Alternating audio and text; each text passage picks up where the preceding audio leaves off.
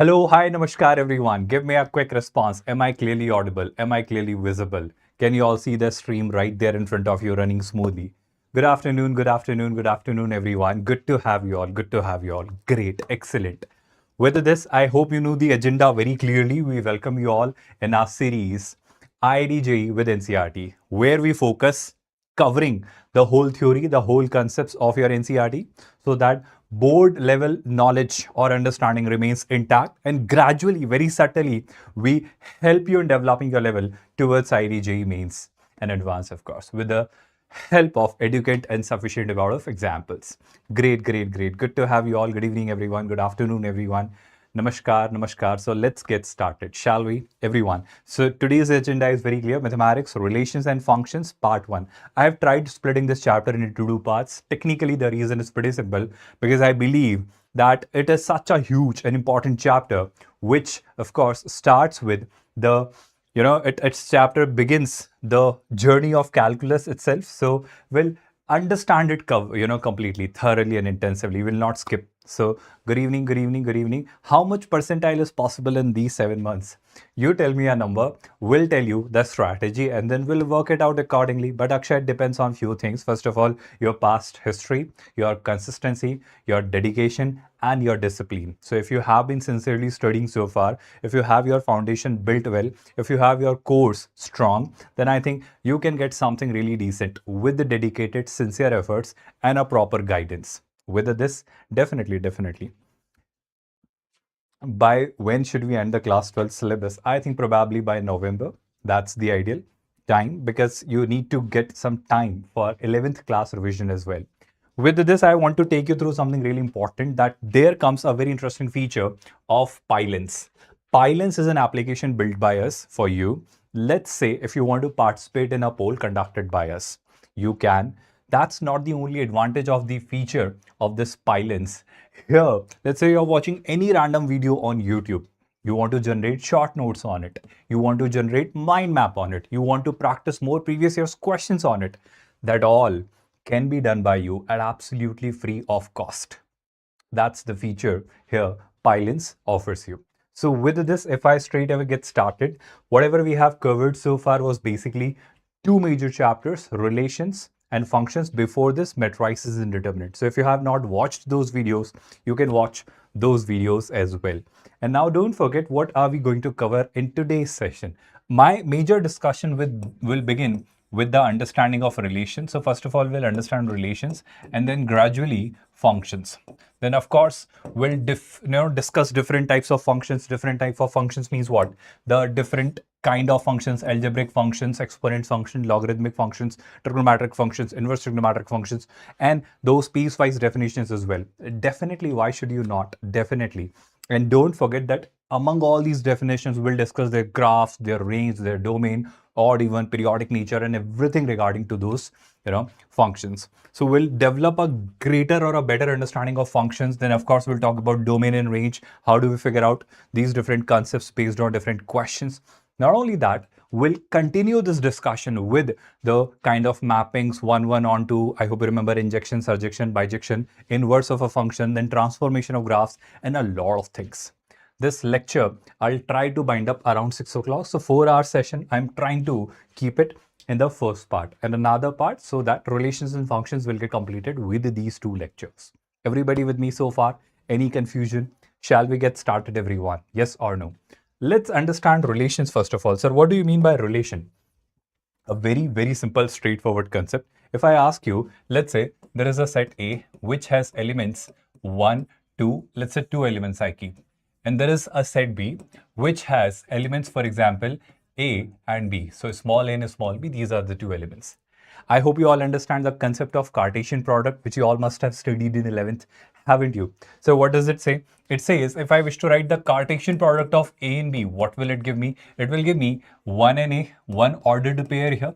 Then second ordered pair 1 and B, yes or no? Then the third ordered pair 2 and A, yes or no, everyone? And then the fourth ordered pair 2 and B. Everybody remember that? Now this is your A cross B. Now from A cross B, if I wish to define a relation from A to B, let's say that relation I'm labeling or naming as R1. from A to B. Pay attention everyone. Here, this relation from A to B would simply mean that if you take any subset from the Cartesian product of A cross B.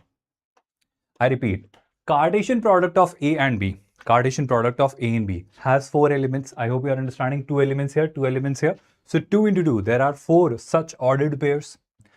Out of these 4 ordered pairs, if I take certain number of elements, if I pick certain number of elements, that will give me the relation or any relation. So if I wish to define a relation, let's say R1. So that relation R1, let's say I have chosen, deliberately I have chosen these 2 elements only, 1 comma B, 2 comma A, 2 ordered pairs. So of course, this is a relation defined from set A to B, which has elements given by, 1 comma B and 2 comma A. Sir, what does it mean? It means here that this set A here, this set here A is telling you the domain. Domain means the inputs. This set B here is telling you the range. Although set A and set B are different sets, but here this is technically more specifically codomain here. But from set A to B, if a relation is defined, then I'm choosing elements, the ordered pairs, these left-hand elements from the set A and these right-hand elements from the set B. Definitely, it's a full detailed discussion I'll be doing of this entire chapter. Definitely. I think you must have started noticing it. I'm starting from scratch. The basics I'm covering right now. So if I try to showcase the mapping of this relation R1. So what are we having here in this relation R1? We have elements 1 and 2 in this set A, let's say 1 and 2. And from the set B, we have elements B and A, right? So here I hope you can notice the mapping. 1 is mapped with B and 2 is mapped with A. Yes or no? Everybody, yes or no? So what am I trying to give you a simple idea is that relation is nothing but a subset from the Cartesian product of A and B. Which means, sir, if I take any subset from A cross B, will that be a relation from A to B? Of course, that's my point. I repeat, this set A cross B, the Cartesian product of A and B, has 4 elements, out of which I am taking certain elements, which means I'm taking the subset.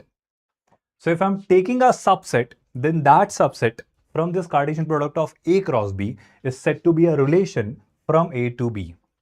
Did you understand the definition of this relation?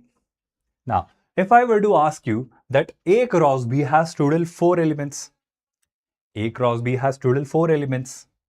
If A cross B has 4 elements, what will be your response or answer when I ask you the total number of subsets of A cross B?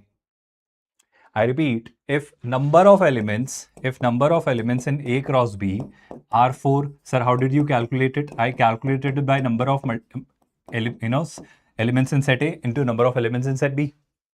So if I multiply number of elements in set A with number of elements in set B, I get the number of elements in A cross B. Remember that formula from 11th standard?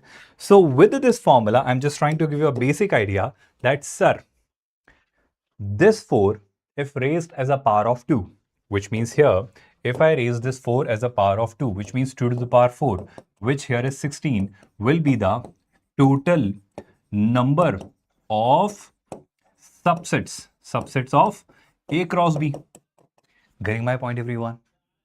My point is pretty simple, that A cross B has total 16 subsets. So if A cross B can have total 16 subsets, I can have 16 relations defined from A to B. Can I not have? Did you understand my point? Because what is the definition of relation? So relation is said to be any subset of A cross B. If you wish to define a relation from A to B, then you say that, sir, take any subset from A cross B. That will be a relation. Sir, how many subsets can A cross B have? Sir, we know A cross B has total 4 elements. So if A cross B has total 4 elements, A cross B will have 2 to the power 4, 16 such subsets. With these 16 subsets, I hope you're realizing there are 16 relations possible from A to B. Everybody realized and understood that, or shall I repeat it? So first of all, everyone comfortable with the concept of relations, yes or no? Now, if I stretch it further, the concept of relations towards the concept of domain and range of a relation. So domain here means the elements the ordered pair you have. So in those ordered pairs, the set of first elements are the domain, and the other elements, the second elements, are called the range. So what do you mean by that? I'll take an example and clearly explain everything with an example. Let's say here we have a question. This question, I'll try and tell you a relation. How do we understand it with the definition? And we'll understand the domain and range and everything regarding this question related to with this question. Shall we, everyone? With this, what are we told here? There is a set 1, 2, 3, 4, 6. So there are 5 elements. I think there was 5 also. It must have been missing. So let me write that. So let's say there is 5 as well. So there are 5 elements here. 1, 2, 3, 4. 5 is also there. So let me just write it so that it doesn't become confusing. Yes or no, everyone?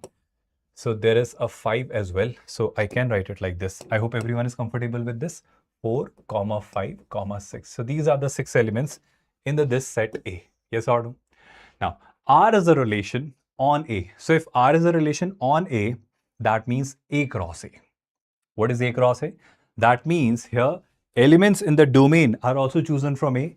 Elements from the codomain are also chosen from set A. So I'll take the Cartesian product of A with A. I repeat, if I'm willing to write the Cartesian product of A with A has total 6 elements.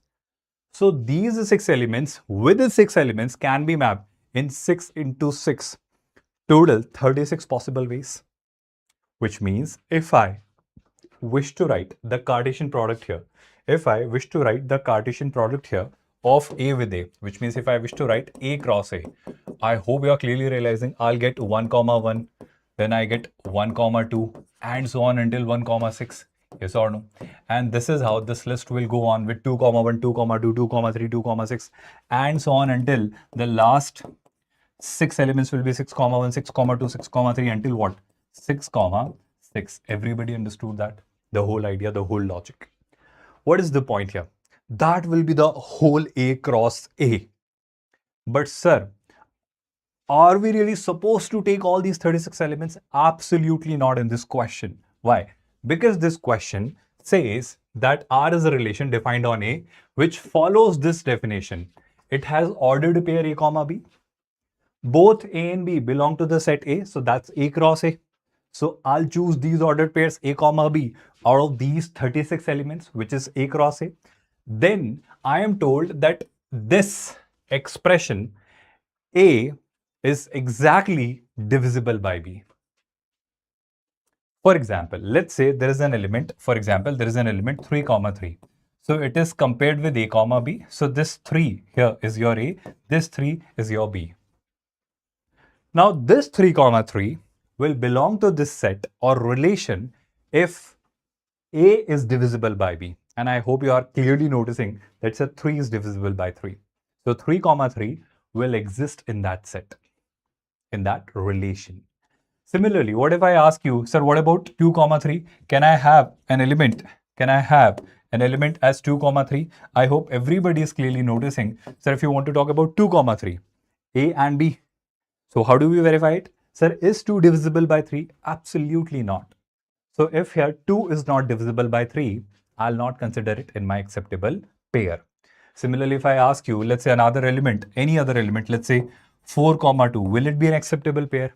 Of course, indeed. Why would it not be? Because 4 as A, 2 as B, 4 by 2, perfectly divisible. So first of all, did you understand the logic? Yes or no, everybody? Brilliant. That's how you keep responding. That's excellent, students. With this, if I now wish to answer this question, what does it say? Sir, first of all, define that set. So that set is given in its set builder form. Let's write in its roster form so that we get more clarity. And of course, they are also asking you the same thing, that write in its roster form and then find its domain and range. So I'll start writing it in this manner, that there is a relation R. And if I start writing its elements, so first of all, you tell me, can I write 1? Yes. Now let's look for all those numbers which can divide this 1. So I think, sir, 1 out of these 6 numbers is divisible by 1 only. So 1, 1 will exist. Now in this manner, I hope nobody is confused with the fact if I say 2, 2, 3, 3, 4, 4, 5, 5, 6, 6, all of these 6 pairs will exist. Definitely, that's the name of the series, Sanju, JEE with NCRD, right? So with this 1, 1, 2, 2, they all will exist. So with this one as A, there is no other B here. But what if I try A as 2? So 2 is divisible by, so 2 is divisible by 1 and 2 is divisible by 2. I hope know the number. Yes or no? Now, if I ask you a few more numbers, can you help me with 3? So 3 is divisible by 1 and 3 is divisible by 3 because 3 is not divisible by 2.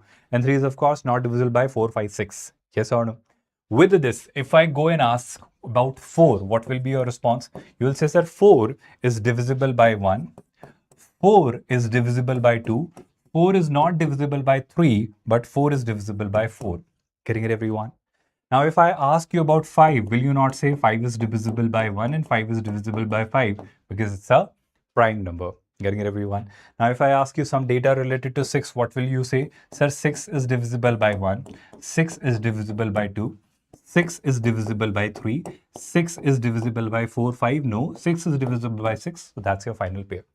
So out of those 36 elements, 1, 1, 1, 2, and all those 36 elements, ordered pairs of A cross A, these are my acceptable pairs as per the definition of this relation. And of course, without any hesitation, will you not say that this is clearly a subset of A cross A? So this is a relation on A, where of course I've taken a subset from A cross A, which specifically fulfills this definition. Everybody understood that? Now, let's say if I ask you another question from this question, that what about its domain in range? What will be your response and answer in that case? Sir, that's really simple. For domain, what we know is that in domain, what you write is all the left elements, these first elements. So these first elements includes what? So it includes 1, 2, then we have 3, then we have 4, then we have 5, and then we have 6. I hope repetition is not allowed in sets. So I have these 6 elements in the domain. So if I wish to write the domain set on this relation R, I'll be saying 1, 2, 3, 4, 5, 6. Although domain set you could have written in forms of roster form set as well. But here I'm just trying to show you this version as well. So what about the range? Let's talk about the range. So range has 1, then have 2, 3. I think we have 4 as well. I think we have 5 as well. And I think we have 6 as well. So I have all of these 6 elements, 1, 2, 3, 4, 5, 6. So if I start mapping it, it will look a little cumbersome, confusing. I'll avoid doing that here. But I hope you're clearly understanding the concept of domain and range. Everybody got it? Excellent, great. It's really nice that you all understood it. I hope it makes complete sense. 3 things I have explained so far: the concept of relation, the concept of Cartesian product, the concept of number of subsets, the concept of the relation from A to A, then the definition of relation, then from there, the concept of domain and range. So far, is there any confusion? If there is any, please ask. I'll be really happy in addressing those. So I hope everybody is able to process whatever is explained. Excellent, excellent, great, great, really nice. With this, if I proceed further, let's talk about types of relations. So we have different types of relations here. What is an empty relation? So if I'm talking about an empty relation, so empty relation here simply means that if that relation does not have any data in it, it does not have any ordered pairs in it. For example, here, I am defining a relation R on a relation, on a set, of course, where A cross A or A cross B, whatever I'm doing, Cartesian product, and I'm taking a subset. But in that subset, I'm not taking any element. Do you remember that phi is also a subset? And technically, it's a subset of all the sets. So if I take phi as one of the subsets, phi has no ordered pairs. So there are no elements. And if there are no elements, will I not say that's an empty relation or an empty set? So that's how you define an empty relation if it does not have any elements. So if there are no elements in a set, we say that the relation is said to be an empty relation. Something really simple and straightforward. Everybody got it. With this, the second definition, universal relation. So what is an universal relation? Always remember it. When we are going to talk about equivalence relations, there it will help you a lot. There it will help you really a lot. Sir, maths is my favorite subject, but I'm unable to score good in exam in JEE April. So could you, will I be able to if I drop? I think we have released a lot of strategies videos on that, Ajit. You can visit our channel and watch it. On PWJ English YouTube channel only, we have given you a strategy as well, where we have discussed it in detail, whether you should take a drop or not, and strategically, how can you take drop? Or if you don't take a drop, what else can you do to do something good in life? That whole thing we have covered in one of our strategy videos. You can watch it there. I have explained it thoroughly, exactly what you're asking. So there, if I talk about universal relation, go back to that question which we just discussed. There in this set A, they're in the set A. A has 6 elements, 1, 2, 3, 4, 5, 6. So if I write this A cross A, all of those 36 elements, I hope you're realizing number of elements in A cross A. I hope without any doubt, now you're comfortable in saying number of elements in A cross A are number of elements in A into number of elements in A, which is 6 into 6, that's 36. So if you write down all of these 36 elements, these 36 elements are said to be the universal relation. I repeat, if you want to talk about the universal relations, if it contains the whole set, the complete set, the whole A cross A, the complete A cross A, if you take, that will be a universal relation on set A. Everybody able to process it? Yes or no? For example, in that previous question, we had 6 elements, 1, 2, 3, 4, 5, 6. These 6 elements were there in set A.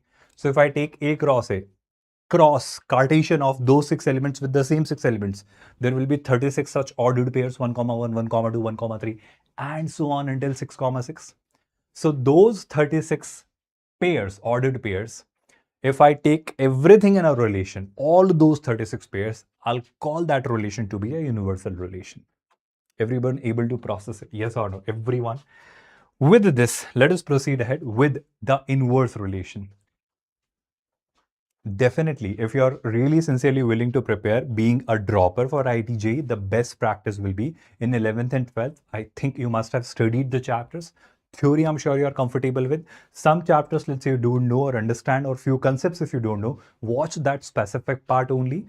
Go through those one shots, to be very honest, and then practice as many questions as you can. Shall I move ahead from here? With this, let's talk about the part of inverse relation. Inverse relation is such an interesting concept that here, let's say if I wish to take you through a relation, I'm just defining a random relation. So there is a relation defined from set A to B. Defined from set A to B. So set A has, let's say, these 3 elements, 1, 2, 3. Set B has elements like A and B. And the mapping which I'm given is that 1 is mapped with A, 2 is mapped with A, and 3 is mapped with B. These are the 3 ordered pairs in this relation. So if I wish to define this relation R, it has these 3 elements, pairs technically. One pair is 1, comma A. Second pair is 2, comma A. Third pair is 3, comma B. So these are the 3 elements this relation has, ordered pairs. What if I wish to define its inverse? So inverse is such a beautiful and interesting concept. Whatever was the domain of this relation becomes the range, and whatever was the codomain or technically range here of this relation becomes the domain. What did I just say? I am saying a simple fact that if I wish to define R inverse, so domain here was 1, 2, 3. The same ordered pairs will get reversed, which means they'll become the range now. And these elements A, B will become the domain. So if I wish to write R inverse, 1, comma A will become A, comma 1. 2, comma A will become A, comma 2. And 3, comma B will become B, comma 3. Everybody understood this logic? Yes or no? All the participants. So that's how you define the inverse of a relation. With this, when I proceed further, let's talk about this inverse relation. I hope everyone is comfortable with identity relation. That's a very interesting relation. And I'll simply give you this idea that if you look at this example, which we have already brought for you to save your time, I'll say that pay attention everyone. If there is a set A, which has 3 elements, 1, 2, 3. If I define a relation R1, which has 1, 1, 2, 2. And if I define a relation R2, which has 1, 1, 2, 2, 3, 3, 1, 3. They are not identity relations on set A. Why? Because an identity relation on set A is given by 1, 1, 2, 2, 3, 3. That's it. Nothing more than that, nothing less than that. I hope you understand identity functions. I hope you understand identity matrix. Similarly, on the same note, I'll extend the concept of identity relation. So identity relation here simply means that if a set has 1, 2, 3, 3 elements. So an identity relation would mean that if you have these 3 ordered pairs, exactly these 3, nothing less than these 3, nothing more than these 3. If you have 1, 1, 2, 2, and 3, 3, exactly these 3 elements, 1 is mapped with itself, 2 is mapped with itself, 3 is mapped with itself. So the elements, all the elements of that set are mapped with themselves. Then we say that such relation is said to be an identity relation. Yes or no? Definitely not. Definitely not. Everybody understood that? All the participants? Here we are with the next definition, reflexive relation. So I hope identity relation is very well understood by everyone.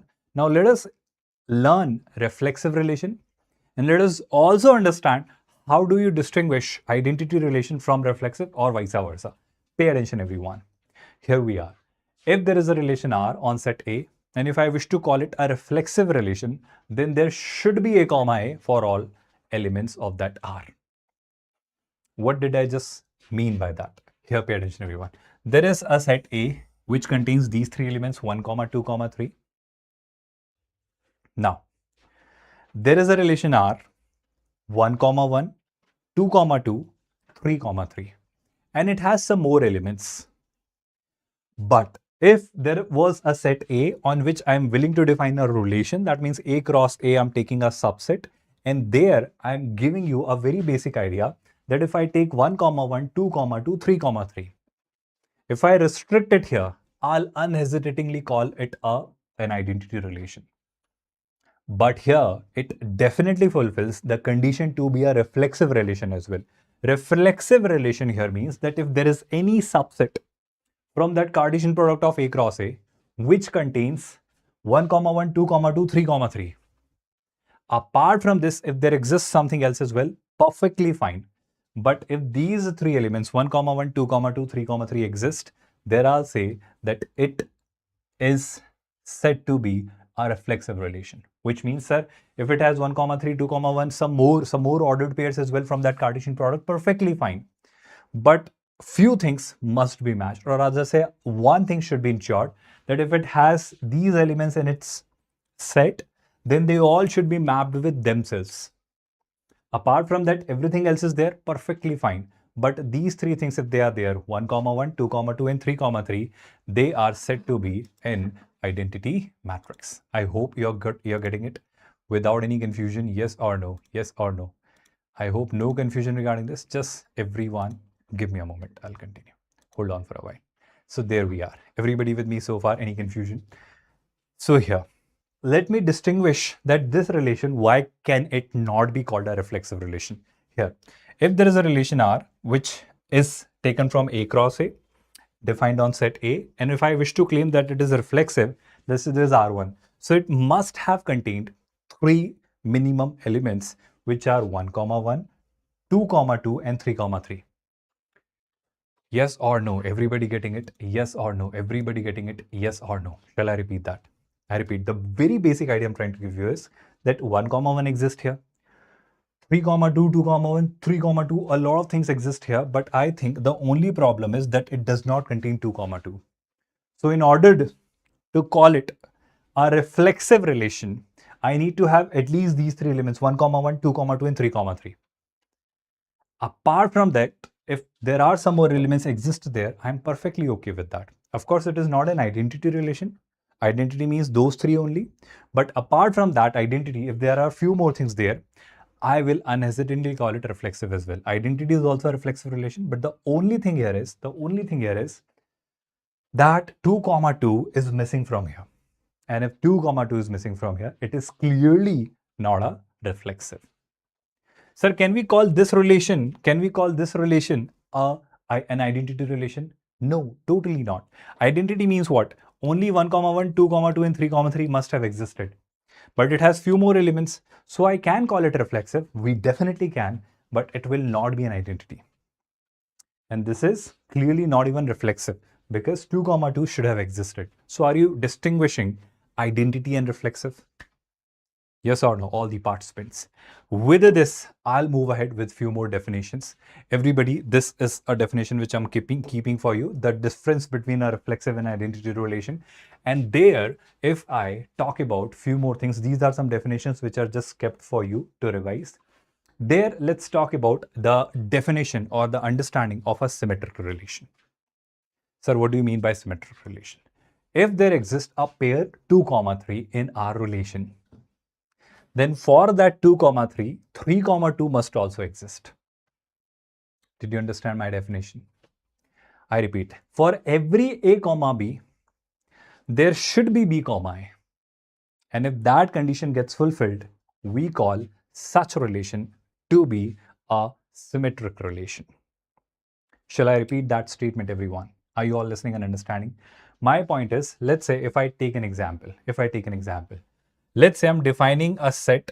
Let's say if I'm defining a set on all the natural numbers, I'm defining a set on the natural numbers. And I'm defining a relation A in such a manner that it contains ordered pairs x comma y such that x plus y is 5. It contains ordered pair x comma y such that x plus y is 5. Now, will you all not say that, sir, if you want to check whether it is a symmetric relation or not, how will you verify it? Sir, we want to have natural numbers. So this relation A is defined on natural numbers, which contains what? Which contains ordered pairs like A comma B or X comma Y, whatever you wish to call them, such that X plus Y should be 5, where X and Y both are natural numbers. Everybody understood the definition? Now I'm willing to check whether it is reflexive or not. So first of all, if I start writing its elements in its set will be, first of all, x and y are natural number. The minimum natural number I can have is 1. So if I have 1, y can be 4 because 1 plus 4 is 5. Sir, can I have x as 2? So y will be 3. Sir, can I have x as 3? Y will be 2. Can I have x as 4? Y will be 1. Can I have x as 5? Y will be 0. No, y is supposed to be a natural number. So I got 4 elements here in this set. And I hope most of you must have noticed this is not an identity relation. Had it been an identity relation on a set of natural numbers, it should have contained 1, 1, 2, 2, 3, 3, 4, 4, all those pairs, infinite pairs. It is not an identity relation. Is it a reflexive relation? Absolutely not. Sir, why? Sorry. Yes, it is. Is it a reflexive relation? Again, absolutely not. Sir, why? Because in order to call it reflexive, it should have contained, again, those identity relations, all the elements, and some more if there are any. So it is clearly not a reflexive because A comma A should have existed 1, 1, 2, 2, 3, 3, and so on. But, sir, can you say something about this relation being symmetric? I think we all can. Because I think we have sufficient data inputs or validation or proof or evidence that yes, it is a symmetric relation. So why are you claiming that? Because what does it say? It says that if there is A1 comma A2 in your set R, then there should exist A2 comma A1 also in that same relation R. And on the basis of that, we say that such a relation is said to be symmetric. So here, if 1 comma 4 was there, 4 comma 1 was there. If 2 comma 3 was there, 3 comma 2 was there. Is it not the definition of a relation to be symmetric? A comma B, B comma A. But for all those A comma B, B comma A must exist.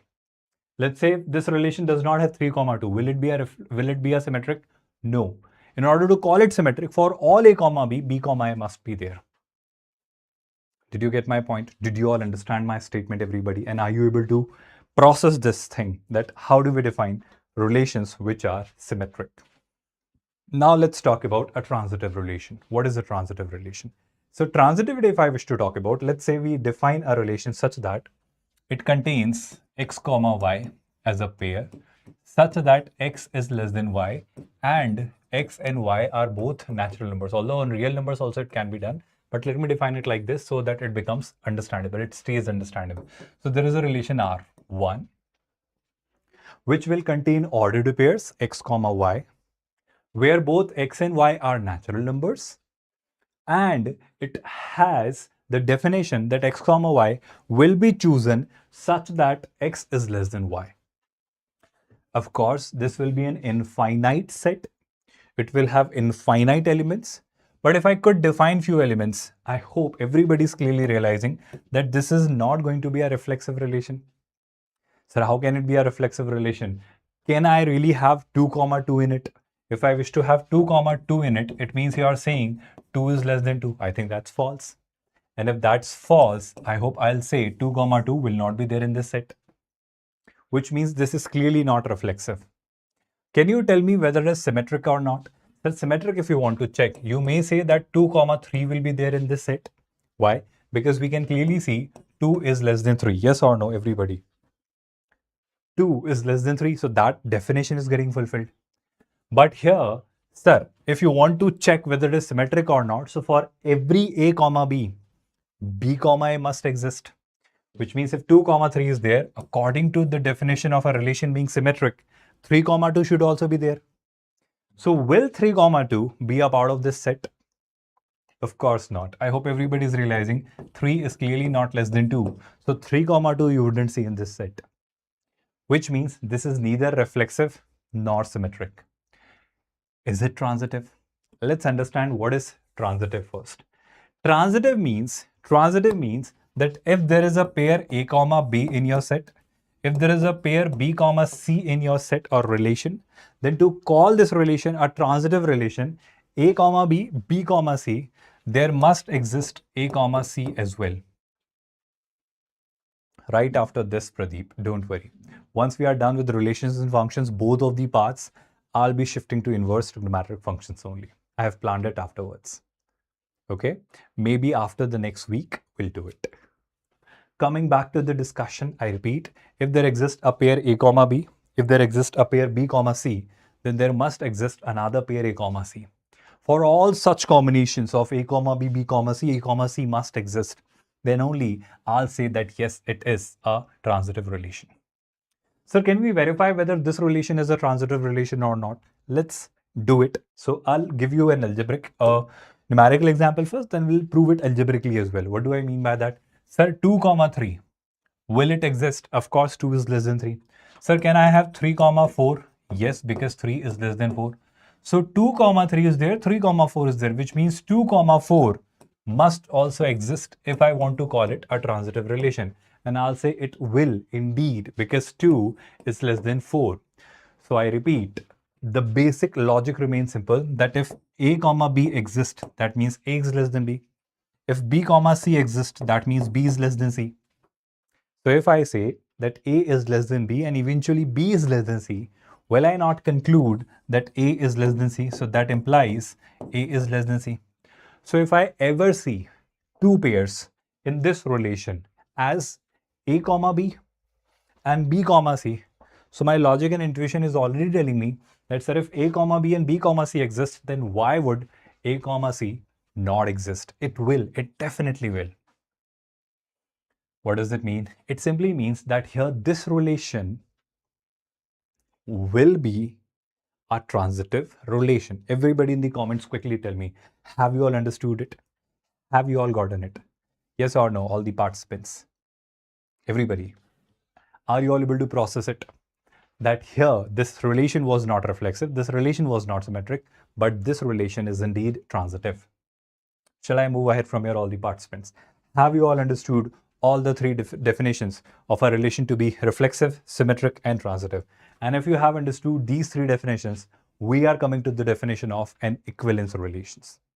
What is an equivalence relation? Equivalence relation here means that if there is a relation which is reflexive as well as symmetric as well as transitive, if a relation fulfills all the three conditions, that it is all three, symmetric, reflexive, and transitive, all three, then we call such a relation to be an equivalence relation. Everybody understood that?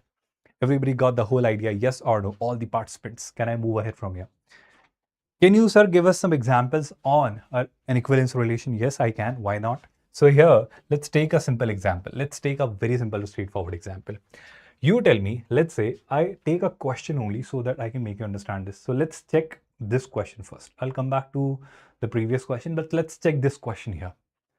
This question will help your understanding by validating and verifying whether it is reflexive, symmetric, and transitive or not. And if it is all three, I'll claim that this relation here is an equivalence relation. So how do we verify it? Let's quickly do it one after another. There is a set which is defined. There is a relation R which is defined on set A, which has 5 elements, 1, 2, 3, 4, 5.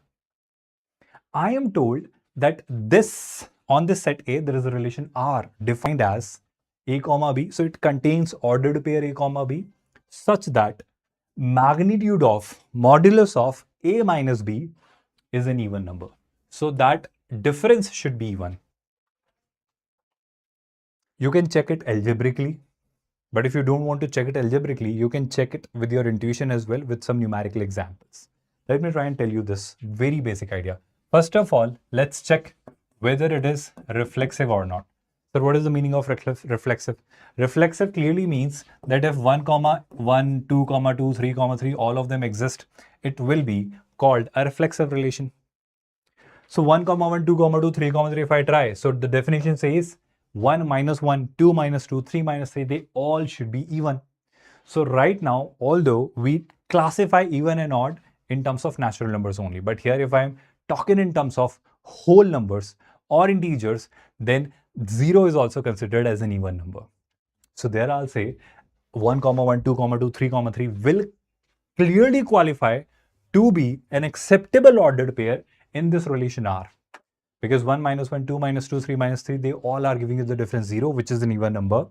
So there, I'll say it is a reflexive relation. Everybody got it? So if A comma A, what is happening?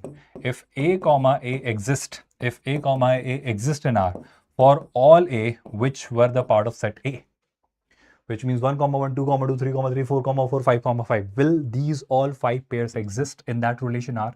They will indeed. And that's why I'll claim that this relation is reflexive. So why are you saying this? Because I hope you're realizing A comma A means A minus A's magnitude, that's 0. And in the world of integers, we say that yes, it is an even number. That means it qualifies. And it qualifies means all these 5 pairs will exist. So it is reflexive. Absolutely. Sir, what about this relation being symmetric? Can you put your comments on it being symmetric? I think you all are intelligent enough to assess it by yourself. Let's take a very simple example. Let's say I take a pair 1 comma 3. And this pair 1 comma 3 means what? If I want to check whether it qualifies or not, so 1 minus 3's magnitude is clearly magnitude of minus 2. That's 2. And what is 2? I hope you're clearly realizing 2 is even. Which means I could have written 1 minus 3's magnitude as 3 minus 1 as well. Yes or no? That will also give me the same number which was even. Are you all not very clearly realizing that, sir, if the difference of two numbers is even, whether you do A minus B or B minus A, finally you're taking the magnitude, the mod, you're considering the difference, right? So that is going to be same in both the cases, in either of the cases, whether you do A minus B or B minus A. And I hope this example is sufficient to tell you that. So my statement is pretty clear here that if 1 comma 3 is a part of that relation, so I will not hesitate in saying that 3 comma 1 will also be a part of that relation. Sir, is it true for all A comma B? Indeed. Why would it not be? I hope logically also you're able to process that if there is a pair, an ordered pair A comma B, which belongs to this set R. When will it belong to this set R? Sir, it will belong to this set R if magnitude of A minus B is even. That's the definition. So if magnitude of A minus B is even, magnitude of B minus A will also be even, because whether you do A minus B or B minus A, magnitude wise, they are same. So if A minus B qualifies to be an acceptable element here, an acceptable ordered pair here in this relation R, then why would B comma A not? Are you all able to process my statement? Are you all able to understand my statement? So with this, will I not say that yes, it is going to be a symmetric relation? Everybody got it. Everybody understood it. So first of all, I think two things we have clearly concluded that this relation is reflexive as well as symmetric. Now, most of us find a little bit of difficulty in proving whether it is transitive or not. So to understand whether it can be transitive or not, let me try and tell you a general result here. Sir, there are two numbers, let's say n1 and n2. I'm not concerned about their order, whether n1 minus n2, n2 minus n1, whatever you wish to do. That difference has to stay even. That's what I wish to ensure. When do we see the difference of two numbers to be even? Sir, if both of the numbers are even, then we see even minus even will be even. Yes. I hope that's a fact and I need not prove it, right? Similarly, odd minus even or even minus odd will be odd. But any odd minus any odd will again be even. Sir, why? Because an odd has a 1 extra. This also had a 1 extra. So that extra 1 and that extra 1 are eliminated and you are left with that even part. Did you understand my definition, everyone? For example, this odd is of the category 2m plus 1. This odd is the category 2n minus 1. So from 2n plus 1, if 2n minus 1 is subtracted, I hope you're getting it, that the whole number which I'll receive is going to be 2m minus 2n plus 2n. If I can take 2 common, I'll be left with something. This is going to be an integer, but an integer when multiplied by 2 always becomes an even number. My whole point remains same, that if with this difference of two numbers, difference is needed to be kept an even number, then you have two choices. Either both of them are even or both of them are odd. So if both of them are even and if both of them are odd, I think I will not hesitate in calling it transitive. Why? Because, for example, just to make you understand this, let's say there exists a pair 2, 4. Let me take a pair 1, 3. And there exists a pair 3, 5. I hope you are clearly realizing 1, 3, 3 minus 1, 2, 1, 5, 5 minus 3, 2. So they are even. So will I not say that if 1, 3 belongs to that set, 1, 3, 5 belongs to that set. So 1, 5 will also belong to that set, the same set. Odd and odd, difference is even. Odd and odd, difference is even. Odd and odd, the difference is even. So if 1, 3, 3, 5, so 1, 5 will also exist. Yes or no, everybody? So I hope you all are now intelligent enough to process this statement, that if I say that A comma B is a part of that relation and B comma C is a part of that relation. I repeat, if A is even, B will also be even, because even minus is even. So if B is even, C will also be even. So if A and C both are even, their difference will also be even. Same logic you can apply on odd numbers as well. Yes or no? So will I not say if A comma B and B comma C belong to R, then A comma C will also belong to that set R? And if I could prove that, will I not say that yes, it is indeed a transitive relation as well? So this relation over here was reflexive as well as symmetric as well as transitive. And if our relation here is said to be all three, reflexive, symmetric, and transitive, we call it an equivalence relation. I hope you must have gained a complete crystal clear clarity with this. Yes or no, everybody? Yes or no, everybody? With this, let us talk about this example as well. This example here says that there is a relation R on set R, that is the real numbers. So there is a relation R. The tag, the label of that relation is R, defined on all the real numbers, where the definition goes like this, that it contains ordered pairs A comma B, where A is less than equal to B square. Where A is less than equal to B square, and then I need to check whether it is reflexive, symmetric, and transitive or not. Shall we, everyone? Can you help me in telling that whether it is reflexive or not? Sir, what is the meaning of reflexive? Reflexive means A comma A should exist for all. A comma A should exist for A comma A should exist in that relation for all A being that real number. This R is for relation, this R is for real numbers. I hope it's not confusing. Now, you tell me if I pass a pair A comma A. So a pair A comma B is a part of this set if A is less than equal to B square. So let's check it for A comma A. So A comma A will be a part of this set if A is less than equal to A square. Sir, I think that's true. For example, if I want to make you understand this, let's take A as 2.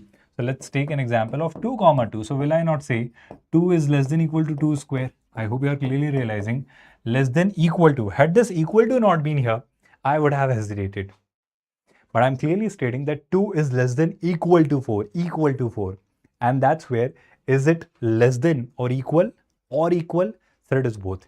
Even I hope you're realizing, even with the numbers like 1 comma 1 as well, I'll say 1 is less than equal to 1 square. Yes or no? So I'm sure you are clearly understanding all of those numbers which are of this category A comma A will be the acceptable numbers. Sir, are you sure you have checked all the cases? Let me check it with some more numbers. Like, let's say negative numbers if I'm taking. So negative numbers if I take, let's say if I take minus 1 comma minus 1. So A is minus 1. So that's minus 1 here. Less than equal to minus 1 square. So minus 1 is minus 1, minus 1 square is 1. So yes, that's true. So I think I have given you sufficient number of examples here to prove that, sir, when a number is compared with itself square, so it can be either positive or 0 or negative. I think in all the cases, even if it is 1, it is fulfilling this condition that a is less than equal to a square. So it is neither reflexive nor symmetric nor transitive. Shall I check with a few more cases? I think that's the definition. A is less than equal to b square. So 2 is less than equal to 4, 1 is less than equal to 1, minus 1. That is also true. Is it going to be false in some of the cases? Let me take some more examples. Let me take some fractions to make it more understandable. So I'm going to take some fractions here. Have patience. Let us check it for some fractions as well, so that we can verify whether it is truly a reflexive relation or not, right? Let's check some fractions. So if I take any fraction, for example, 1 by 2. 1 by 2 I'm taking as a value of a here. I hope everybody is noticing that, sir, you have not considered all the cases, because here you must be noticing a problem. What problem, sir? If you want to claim that a comma a will be a part of this relation, then 1 comma 1 by 2 comma 1 by 2 should also be there. Yes, because it is defined on all the real numbers. So if I wish to have 1 comma 2 comma 1 by 2 comma 1 by 2 in this relation, let's check it. This is your a, so 1 by 2 less than equal to b square. B is also 1 by 2, so 1 by 2 whole square is 1 by 4. And can you help me with this relation here? Which one is greater? 1 by 2 or 1 by 4? I hope you remember, if the denominator is lesser, the fraction is greater. 1 by 2 is 0.5, 1 by 4 is 0.25. I think that's a false relation. And if this is false, I think that cannot be there. So despite checking it for some values like these, positive, 0, 1, negative, I tried, but I forgot taking care of those values between 0 to 1 or between minus 1 to 0. And that's where this definition changes. Reflexive, this definition changes. This a less than equal to a square is not true. This is not true for all the real numbers. No, it is not. And if it is not true for all the real numbers, what will I say? Sir, I'll say that this relation is not reflexive. So first part is very well proved. Everybody in the comments, quickly tell me, have you all been able to understand this? Now let's check whether it is symmetric or not. I hope everybody is again clearly realizing that it's symmetric also. You should be very careful, because it may create some problem while being symmetric. I hope first of all, you all do understand the definition of a relation to be symmetric, don't you? So when do we define a relation to be symmetric? I'll say if a comma b is there in set R, in that relation R, then there must exist b comma as well in that relation R. So if a comma b, b comma a both exist, then we call that relation to be symmetric. I think you're already intelligent enough to claim that, yes, sir, this can never be true. I am just looking for one example to prove it wrong. If I can prove it wrong, it will be wrong. I cannot claim it. So let's take a very simple example, 2 comma 4. What is 2 comma 4? As per this definition, it should say 2 is less than equal to 4 square. 4 square is 16. Yes, sir, indeed 2 is less than equal to 16. So 2 comma 4 will be an acceptable pair. But can I have 4 comma 2? I think, sir, with 4 comma 2, the problem will be 4. I'm really sorry. I think I've taken a bad example, unfortunately. Let's take it as 2 comma 5. So with the 2 comma 5, 2 is less than equal to 5 square, which is 25. Yes or no?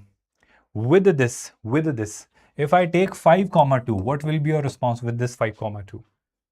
With the 5 comma 2, sir, you are saying 5 is less than equal to 2 square, which is 4. And that's false. That's clearly false.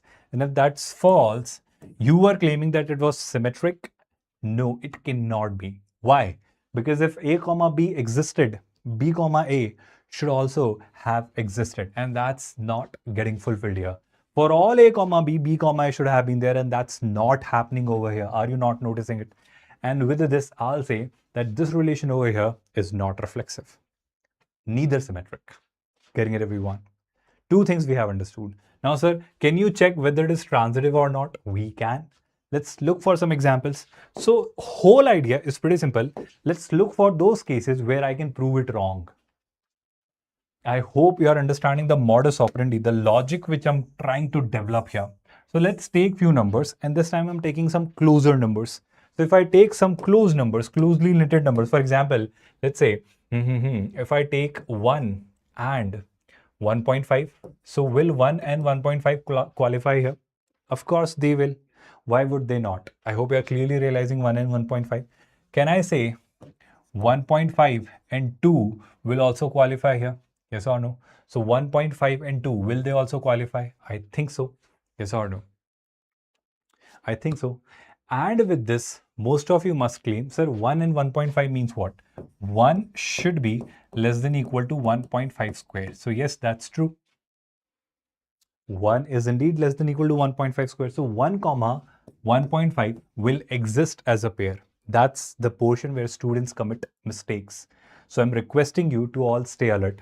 By the way, meanwhile, you all are watching it sincerely. Can you tell me whether it is transitive or not? And if I want to prove that it is not transitive, can you write the exact ordered pairs in the comments? That with which ordered pairs can we prove that yes, it is not transitive? Can you help me in the comments, students, quickly? With 1.5 comma 2, I'll still say that yes, it holds true or it may holds true. And can it be true? 1.5 and 2. I think it could be because with 1.5, it is 1.5, but with 2, it is 2 square, which is 4. So yes, it's true. Yes or no? Everybody getting it? But let me take few more examples. Pay attention, everyone. I have taken 1.5 comma 2. Yes or no? Can I take 2 and 2.5? Can I take 2 and 2.5? Everybody, listen to this part very carefully. Here I need to take some very close numbers, some very close numbers. So let me use my calculator so that I can show you with some very small numbers, this is going to be false. Let me do it with some very small numbers. Let me take 1.5, 1.6 and 1.7. So let me take 1.5 and 1.6 as A and B. So will it qualify? Of course, because if I take 1.5 comma 1.6, sir, I hope it does qualify because here 1.5 is clearly less than equal to 1.6 square. Yes or no? Everybody getting it? Everybody getting it? Understanding it? Everybody, yes or no? Sir, do we have 1.6 and 1.7 fulfilling this condition? Of course. Why? Because here if I check it for 1.6 and 1.7, I hope everybody is again noticing that here 1.6 is less than equal to 1.7 square. Yes or no, all the participants? Yes or no, all the participants?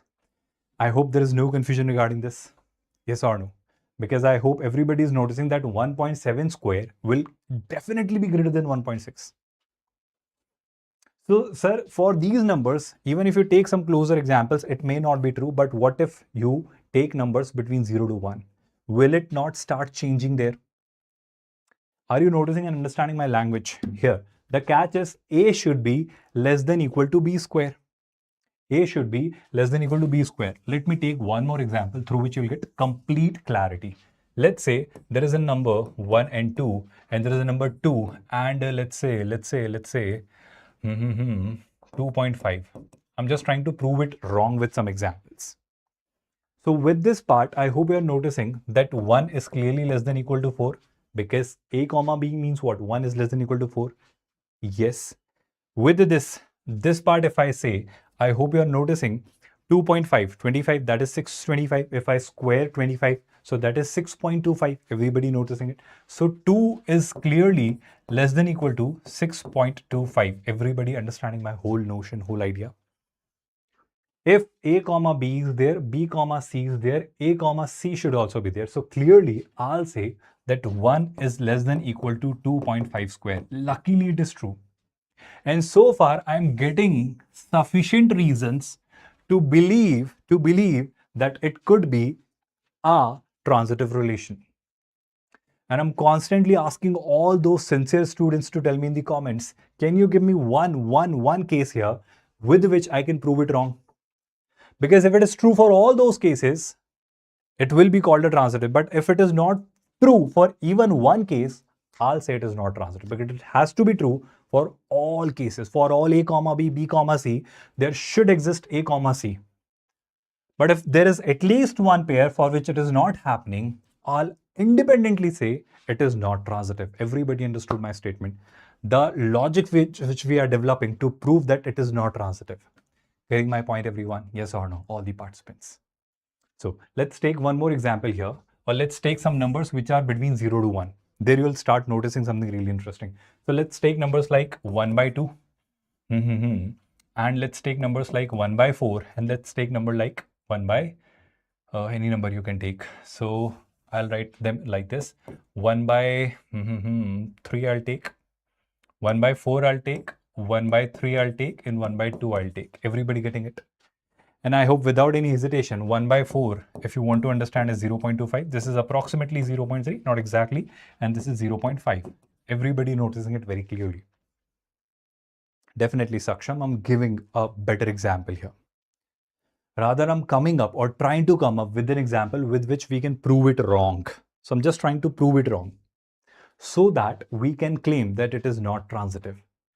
So I'm just taking different scenarios, and that's what you're supposed to do. With the transitive, you need to be more careful. You will see a lot of cases which may satisfy that condition. That yes, it may start looking like a transitive relation.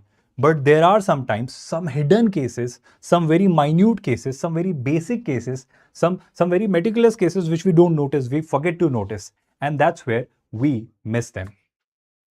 For example, here, if I try and take this case where if I take A and B as, let's say, 0.25 and 0.3.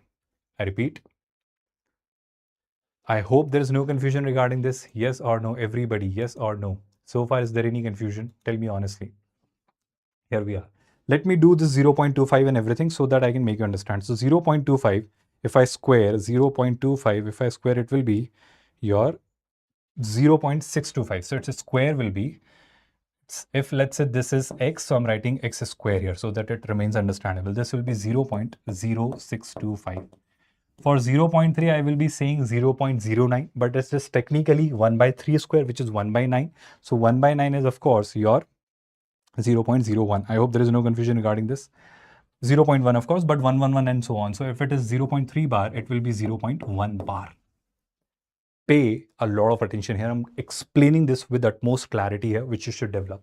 With 0.5, again, when you square it, it will be 0.25, 0.25, I hope you're understanding. So 0.5 into 0.5 will be 0.25. And that's where everybody stay focused. Everybody stay focused. I'm going to relate it in a very beautiful manner, which will give you a good crystal clear clarity here. These are your A for a while, and these are your B square for a while. So let's create two pairs for which I can see it as A comma B and B comma C, which is existing here. So if I take any number means what? Any number. So if I take, let's say for a while, A I'm taking as, which one I should take? Because they are getting more lesser here. So that's the problem here. So one more number I'll take. Let's say two more numbers I'll take. Which numbers? 1 and 3. Shall I take more numbers like 1 and 3? So for 1 and 3, what will I have? For 1, I'll have, for 1 is 1, 1 square is 1, 3 is 3, and 3 square is 9. Right? So these are the few cases I have taken. Everybody noticing them? All the 5 examples I have taken. With this, stay alert everyone. A comma B if I wish to check. So any numbers if I take A comma B, right? Rather A comma B means A should be less than equal to B square. So if I take that 0.5 and this one, are they fulfilling that case? Yes or no? Because 0.5 is less than 1. And this one is actually 1 square. So this is that one. So there will be an acceptable pair 0.5 comma 1. Everybody getting it? Yes or no? Yes or no? I hope there is no confusion on that.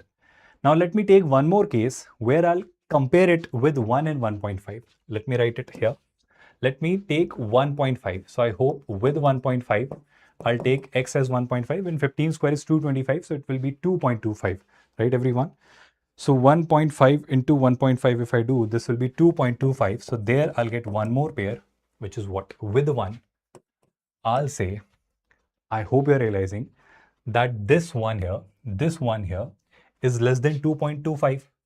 This one here is less than 2.25. So there will exist a pair 1.5 as well.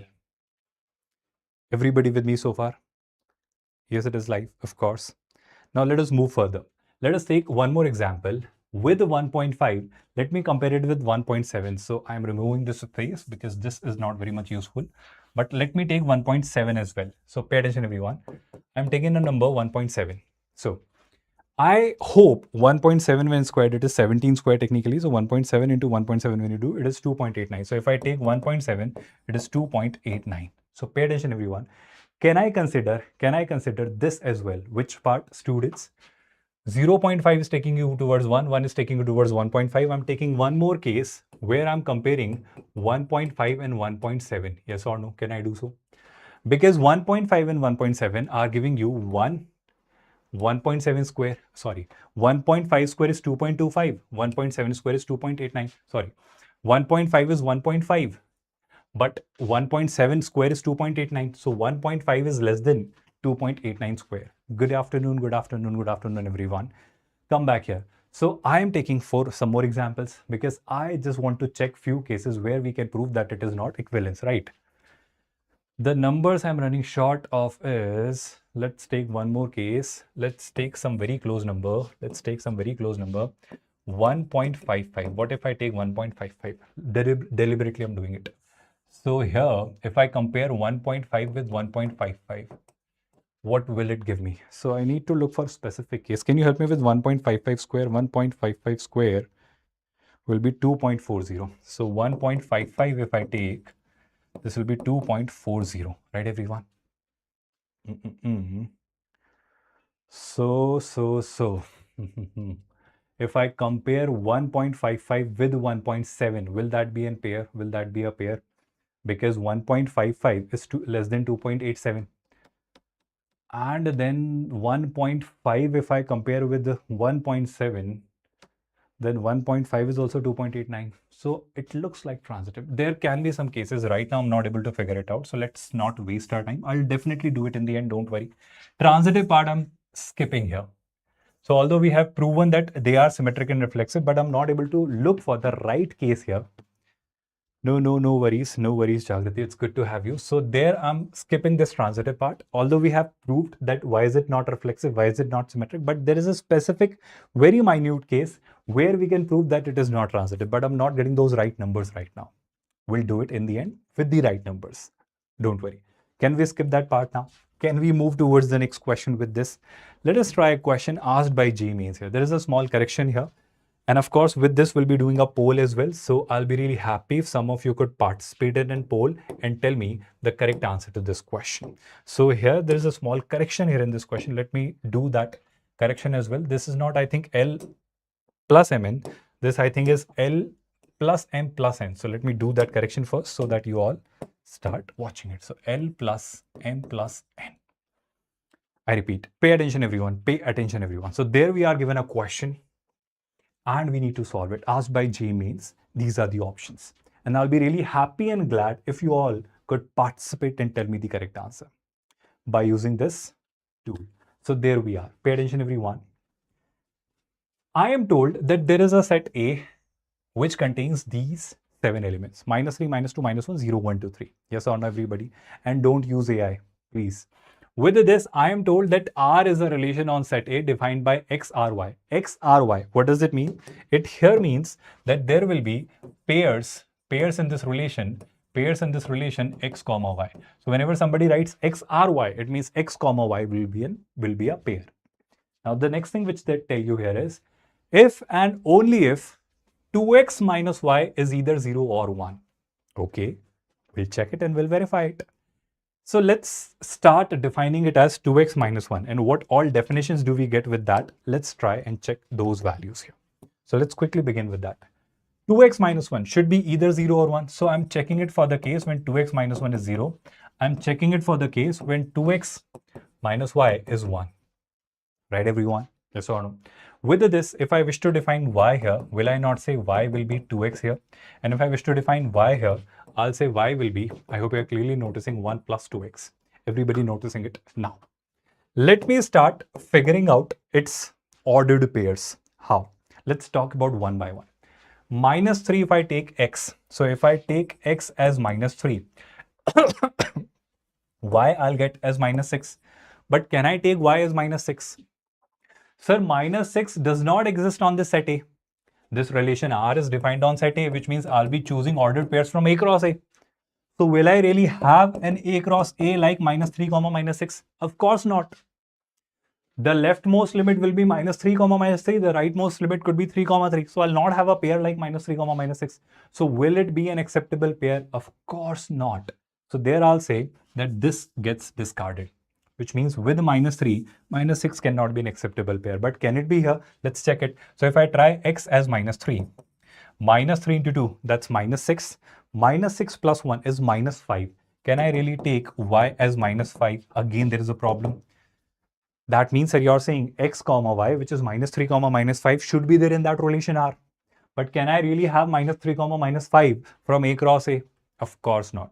So with x being minus 3, I don't get anything. Let's try x as minus 2. So I hope you are understanding, first of all, what am I doing here? So if I try x as minus 2, minus 2 into 2, that's minus 4. Can I have minus 2 comma 4? No. So this also gets discarded. Can I do minus 2 here? So if I try x as minus 2, what will I do?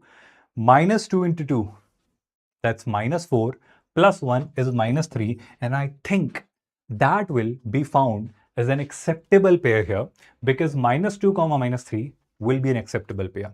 So first of all, if I start writing the acceptable pairs, I'll say one of the acceptable pairs will be minus 2 comma minus 3. Yes or no? Everybody got it? Now with this minus 2, let me try a few more values. Few more values means what? Minus 1. So double of minus 1 is what? Minus 2. So I'll have this, because minus 1 and minus 2 will exist. Everybody understanding it comfortably? Yes or no, all the participants? So I'll have an acceptable pair, minus 1 comma minus 2. Yes or no? With this, let's check the definition here as well. If I try x as minus 1, this will become minus 2. Minus 2 plus 1 is minus 1. So I'll have a pair minus 1 comma minus 1 as well, because that definition also gets fulfilled. So there will be one more pair, minus 1 comma minus 1. Comfortably getting it, everyone? Yes or no, all the participants? No confusion so far? Then, sir, x we have tried as minus 1. So if I try x as 0, I hope you are noticing y will be 0. 0 comma 0 will be a part of this. Yes or no? Yes or no? So there will be a pair, another pair, 0 comma 0 in it. Sir, what about 0 tried here? If 0 is tried here, x is capped as 0, y will be 1. 0 comma 1. Can I have 0 comma 1? Of course I can have. I can have. So the next pair I'll choose will be 0 comma 1. What about x being 1? Let's try it.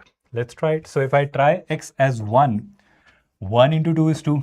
Can I have 1 comma 2? Yes, I can have 1 comma 2. And here if I try x as 1, here if I try x as 1, 1 into 2, 2 plus 1, 3. So I think I have reached to the boundary condition in this case. If you don't believe me, we'll prove it. But two more pairs I have gotten, 1 comma 2, 1 comma 3. They'll also I'll take. So 1 comma 2 and 1 comma 3. Everyone able to process it? Now with this, what do we see next? So the next thing which we'll see here is something really crucial and understandable, that x we have tried as 1. Shall we try x as 2? I think I got to stop there. Why? Because if x is 2, 2 into 2 will be 4. Do I have a 4 here? No. Yes or no? So if the answer is no, 2 comma 4 will not be there. And even x as 2 cannot be kept here as well, because 2 into 2 is 4. 4 plus 1 is 5. So 2 comma 5 is also not an acceptable pair from this Cartesian product of A with A. Yes or no? So there is no point of testing 3, because 3 comma 6 and 3 comma 7, they are clearly not there. 3 comma 6 and 3 comma 7, will you be able to make an ordered pair here with the Cartesian product of A with A? Of course not. Absolutely not. So with this, what I'll say I got to stop here. I got to stop here. I got to stop here means that this here is our set or relation R. This is our relation R. This is our relation R. First of all, everybody understood how did we write the relation R in its roster form? Are you all there? Listening, watching, and understanding this? Now, next thing which we are told is L be the number of elements in R. Okay, sir. So we are told that L is the number of elements in R. So R has how many elements? R has 1, 2, 3, 4, 5, 6, 7 elements. So L is given by 7. Yes or no? I think one part of this question we have done. Everybody getting it? Then the next part. I am told M and N be the minimum number of elements required to be added in R to make it reflexive in symmetric relations respectively. Let us make it reflexive first. Sir, what do you mean by reflexive? Can you tell me what do I mean by reflexive? Anyone? Sir, if it is reflexive, if it is reflexive and this set is defined on set A, then all the elements of this set A should be mapped with themselves. That's the basic minimum requirement for a relation to be said or called a reflexive relation. Yes or no? So if I wish to call it reflexive, I should have minus 3 comma minus 3, minus 2 comma minus 2, minus 1 comma minus 1, 0 comma 0, 1 comma 1, 2 comma 2, 3 comma 3. Yes or no, everybody? Yes or no? With this, if I get back here, I think if I check it for minus 3 comma minus 3, so you got to add minus 3 comma minus 3 because it is not there. Yes or no? Minus 2 comma minus 2, no, it is not there. Minus 1 comma minus 1, 0 comma 0 is there. 1 comma 1, no, it is not there. 2 comma 2, no, it is not there. 3 comma 3, no, it is not there. So these are the extra elements which should be added so that it becomes reflexive. Understanding the logic, everyone? Yes or no? So I need to add 1, 2, 3, 4, 5 more elements to make it reflexive. Everybody understood the logic? Now the next statement was n is the number of elements should be added to make it symmetric. I hope you understood the definition of symmetric. Symmetric means what? If a comma b is there, b comma should a also be there. Which means if minus 2 comma minus 3 was there, I think, sir, you should have had minus 3 comma minus 2 as well, which is not there. I hope you can notice it. If minus 1 comma minus 2 was there, minus 2 comma minus 1 should have been there, which is not there. So this should be added there. Minus 1 comma minus 1, minus 1 comma minus 1, so it is there. Getting my language, everyone? Reflexive, symmetric. 0 comma 0 is there, so 0 comma 0 should also be there. That's there. If 0 comma 1 is there, to make it symmetric, 1 comma 0 should have been there, but I think 1 comma 0 is missing. Yes or no? Similarly, if 1 comma 2 is there, they should have 2 comma 1 as well, and I think 2 comma 1 is clearly missing. Similarly, the term 1 comma 3 as an element exists. So 3 comma 1 should have been there, which is not there. So these are the 1, 2, 3, 4, 5 elements must have existed to call it a symmetric relation. So I am asked, I think, the value of L plus M plus N. So I think L plus M plus N will be what? 7 plus 5 is 12. 12 plus 5 is 17. With this, I'm sure some of you must have marked option B. Yes or no? Some of you must have marked option B. Great, no worries. So I hope everybody got the crystal clear idea that how do we deal with these kind of questions? Yes or no? Yes or no? I hope you are getting comfortable with the concepts of relations now. Now, few questions I'm giving you as homework. This question I'm giving you as homework. I want to, but I'll give you a hint as well.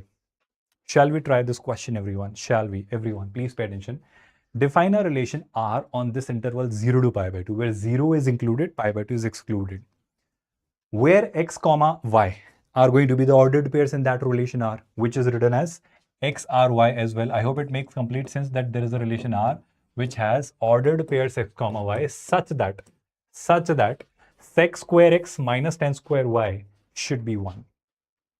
Now, R is said to be a reflexive, transitive, symmetric, equivalence, or what all possibilities it has. They are giving you all those possibilities. So let's quickly do a poll and see how many of you genuinely get the correct answer without cheating, without any, unfair means. So first of all, you tell me what is sec square x minus tan square y.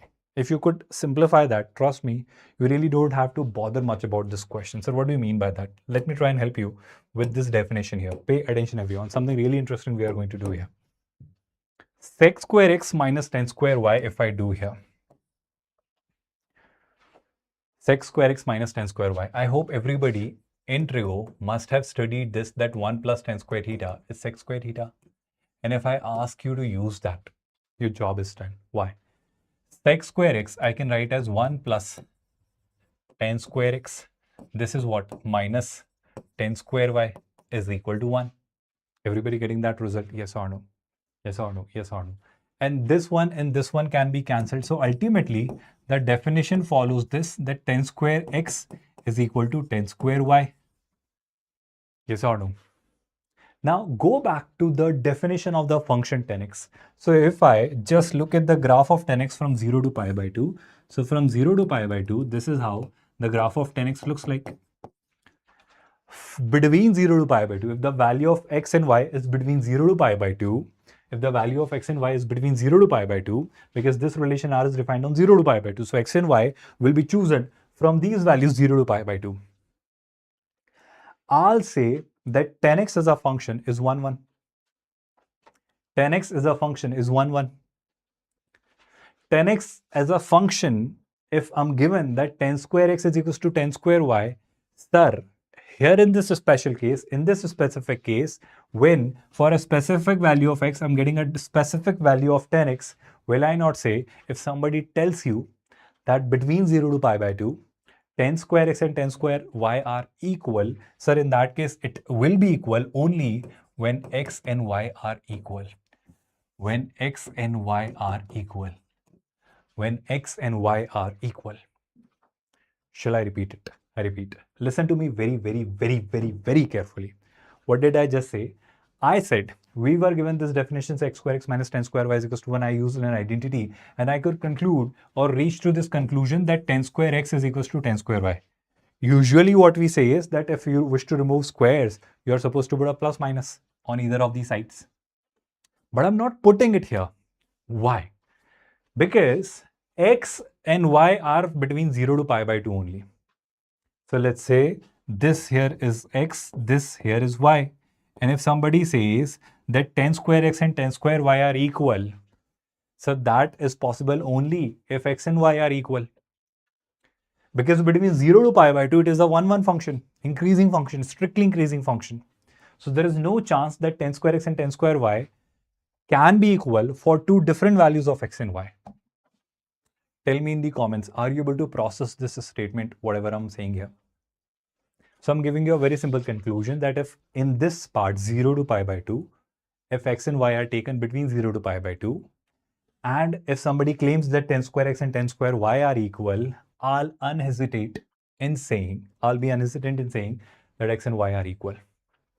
So forget the whole question actually. The whole question is not this technically. The whole question is that there is a relation x ry like a kind of a relation which is defined as x comma y where such that x and y are equal.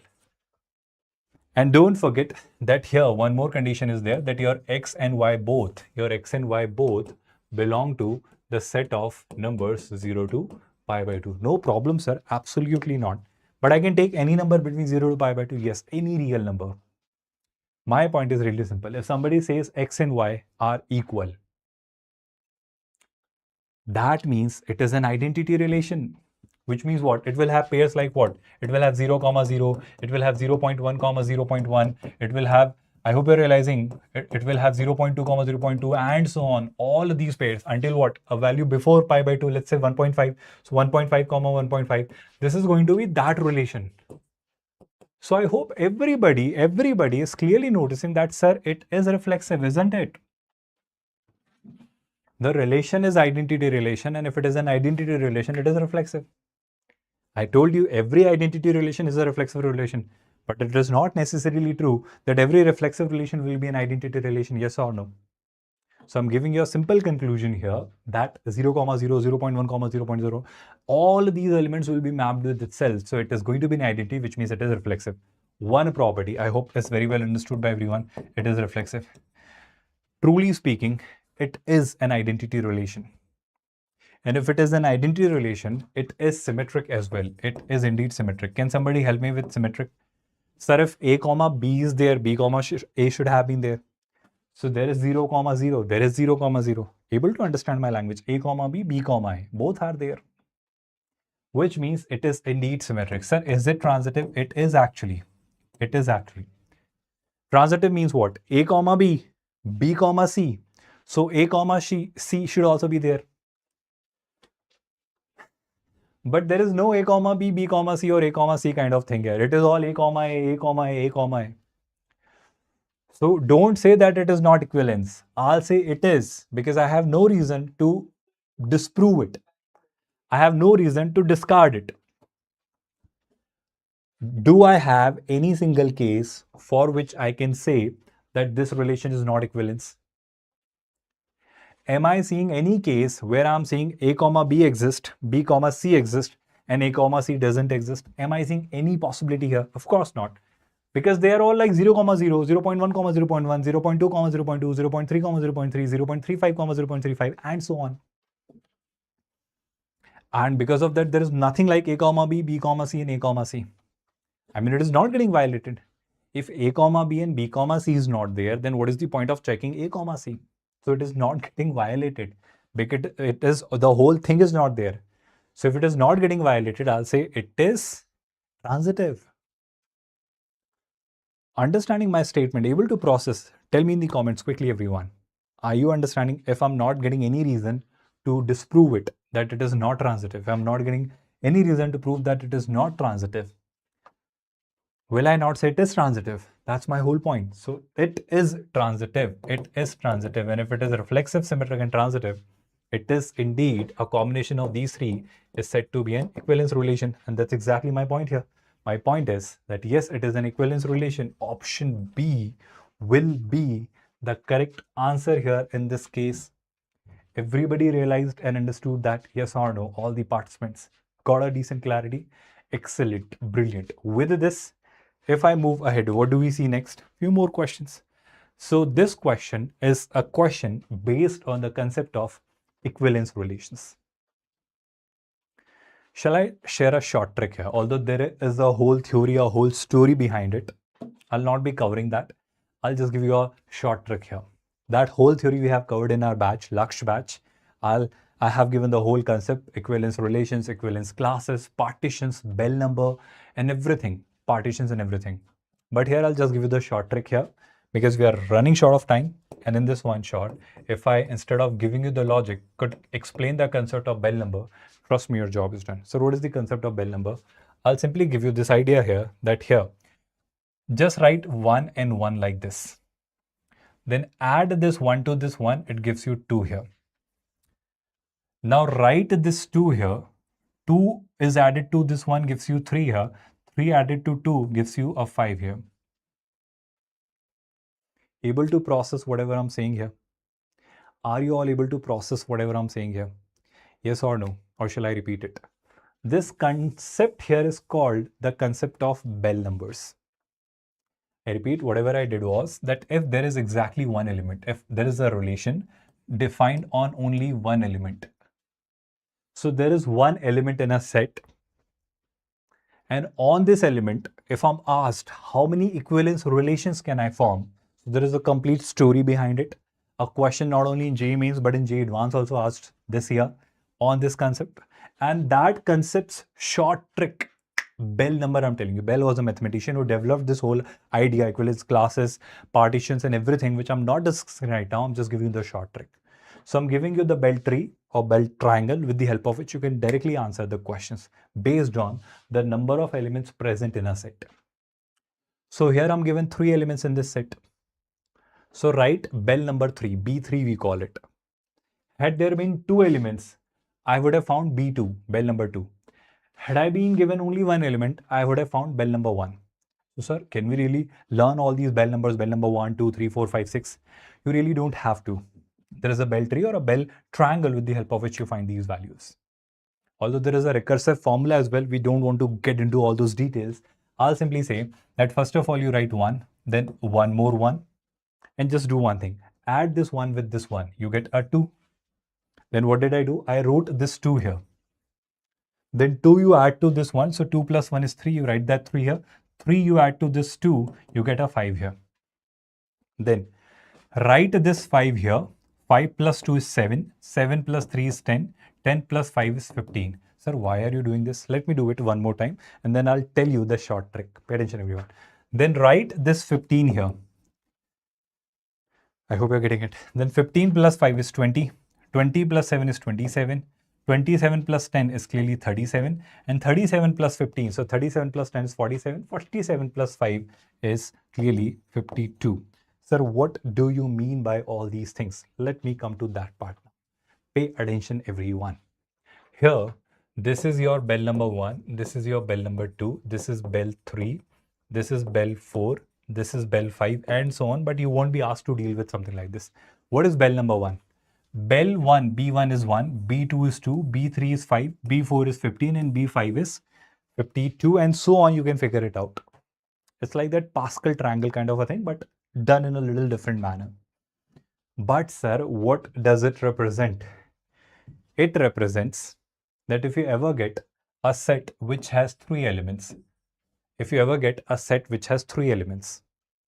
so let's say this is a set A. This is a set A. So if I wish to define A cross A, there will be total 9 elements, 1, 1, 1, 2, 1, 3, and so on. So if I ask you number of elements in A cross A, you will say 9. Yes or no? Yes or no? Everybody getting it? Everybody getting it? Everyone able to process it? Yes or no? I think, let me just tell you this part as well. I'm coming to that part. Let's say there is one element. So how many, equivalence relations you can make? So sir, there is only one equivalence relation, 1, 1. Are you getting it? That's why we got bell number 1 as 1. Let's say there are two elements. I'm just demonstrating it. If there are two elements, 1 and 2. So there will be total 4 ordered pairs. Let's say this is set A. A cross A will contain 4 elements like what? 1, 1, 1, 2, 2, 1, and 2, 2. Everybody getting it? Now here all I'm saying is that if you were to create equivalence classes and partitions, which you don't know, and I totally get it, neither I'm explaining that concept here unnecessarily to confuse you. But if I ask you total number of equivalence relations here, so I hope everybody is realizing that there will be total, either you take 1, 1, 2, 2. Either you take 1, 1, 2, 2. That's an equivalence relation, yes or no? Or you take all these 4, 1, 1, 1, 2, 2, 1, and 2, 1. So on a set A which contains two elements, there will be two equivalence relation. Although technically there can be 4 relations because A cross A has 4 elements. I'm really sorry. There will be 16 relations because A cross A has 4 elements. So 2 to the power 4, 16 relations will be there on this set A, 1, 2. But out of those 16, only 2 will be equivalents. Similarly, I'm trying to give you one simple fact, one simple understanding here that if this is B3 means if there is a set A which has 3 elements. So A cross A, if I define, that will have 9 elements. So if I ask you total number of relations defined from A to A, total number of relations, then you'll say 2 to the power 9, sir, 512 unique relations will exist. Out of which only 5 relations will be equivalence relation that you can directly write with the bell number. You really need not have to go through those 5 two relations and figure out which 5 will be the equivalence. No, you don't have to. You can calculate it with the bell number. Let's say someday I'm given 4 elements, any 4 elements, like let's say 1, 2, 4, 7. These are the 4 elements. And if I'm asked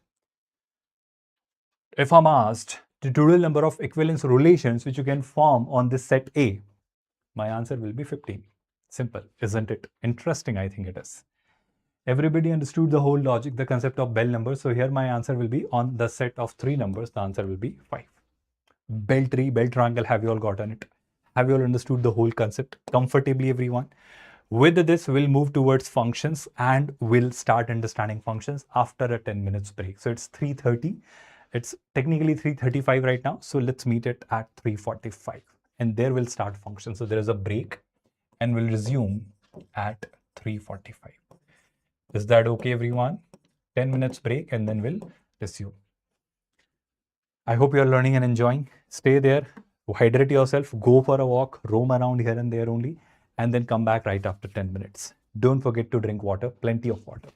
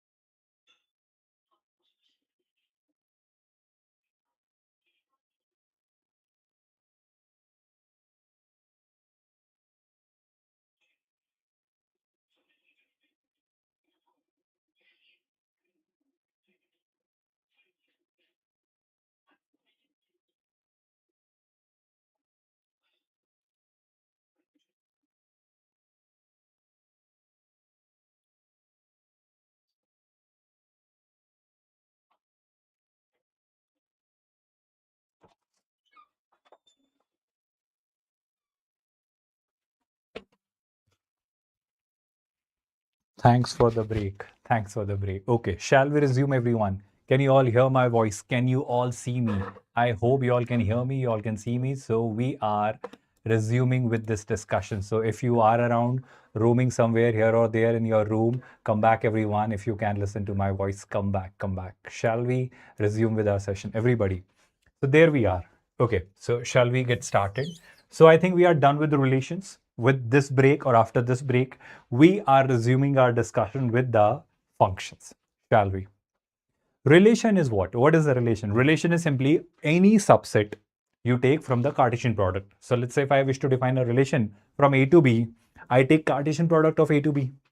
And from that Cartesian product, if I take subsets, any subset if I take, that will be a relation. But if on those subsets, I put some more constraints, or rather exactly one constraint, those relations, specific relations, will become functions. Sir, what is that constraint? Can you brief us on that constraint, that condition which you are talking about? Let's talk about that condition. Let's talk about that constraint. Pay attention, everyone. So function is, of course, a relation, but a special type of a relation where every single element in the domain has a unique image in the codomain.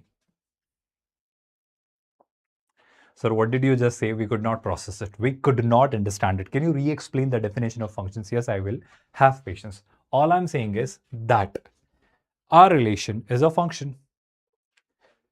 If every element in the domain has a unique image in the codomain. For example, look at this relation. So this is your domain. This is your codomain.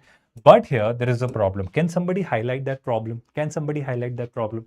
Is everyone noticing that, sir, every element in the domain has image, but it is still violating a basic condition that this element 1 does not have a unique image, rather it has two images and B. If you wish to claim that a relation is a function, then you need to ensure that every element in the domain should have a unique image. So this here is not a function because this element 1 has two images. So first condition, every element. Second condition, unique image. So I think every element has images or image, but technically it should have a unique image. It should not have images here. And that's a crystal clear violation here. Everybody understood that. Let's talk about this case here. Can this third case be called a function? This is of course a relation, no doubt about that. It is indeed a relation. 1 has an image A, 2 has an image B, 3 has an image C. So yes, sir, it is a function, is it not? Because every single element has a unique image.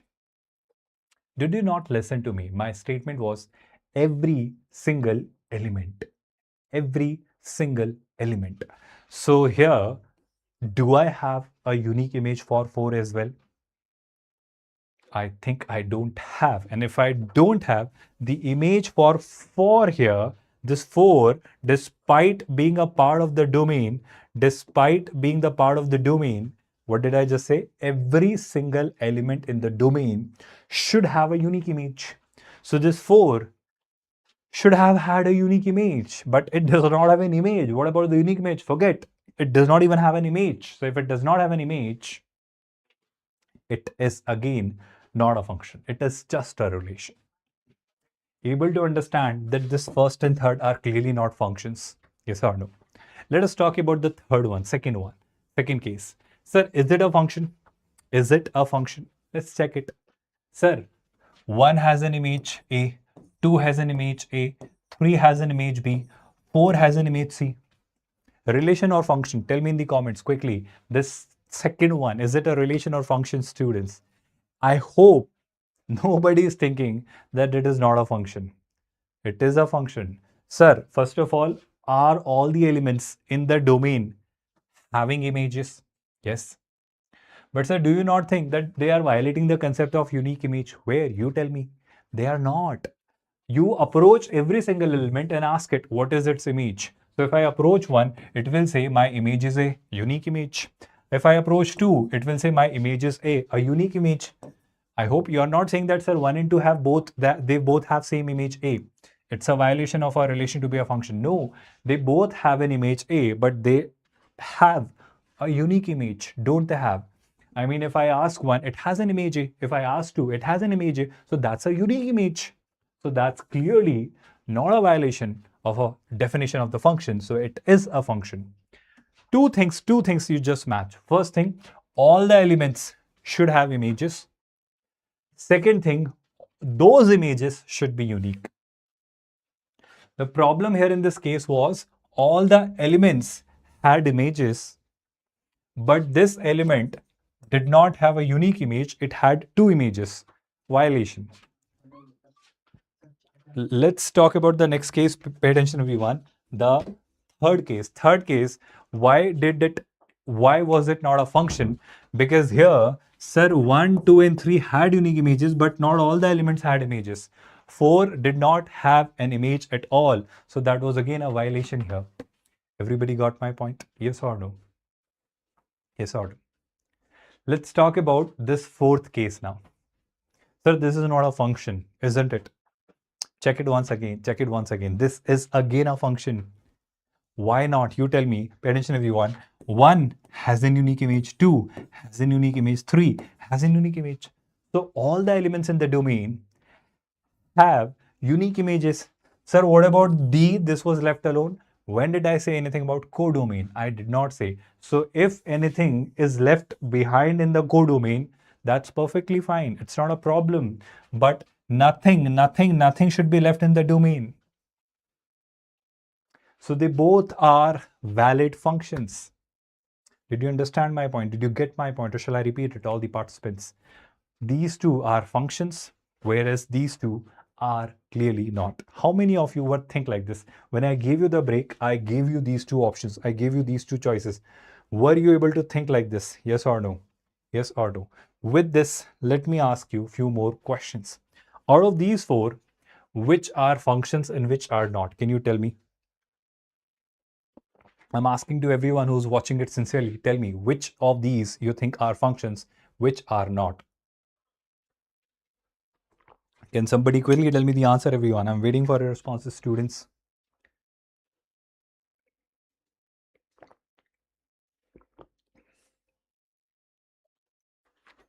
So, first of all, if I try and show you with the concept of mapping, what will you say? Sir, if you apply the concept of mapping for each of these sets, there are total how many? 4. So, there are total how many? 4. Give me a moment, students. 1, 2, 3, 4. Right, let me begin with this one. First one, if I start with, this is our first one.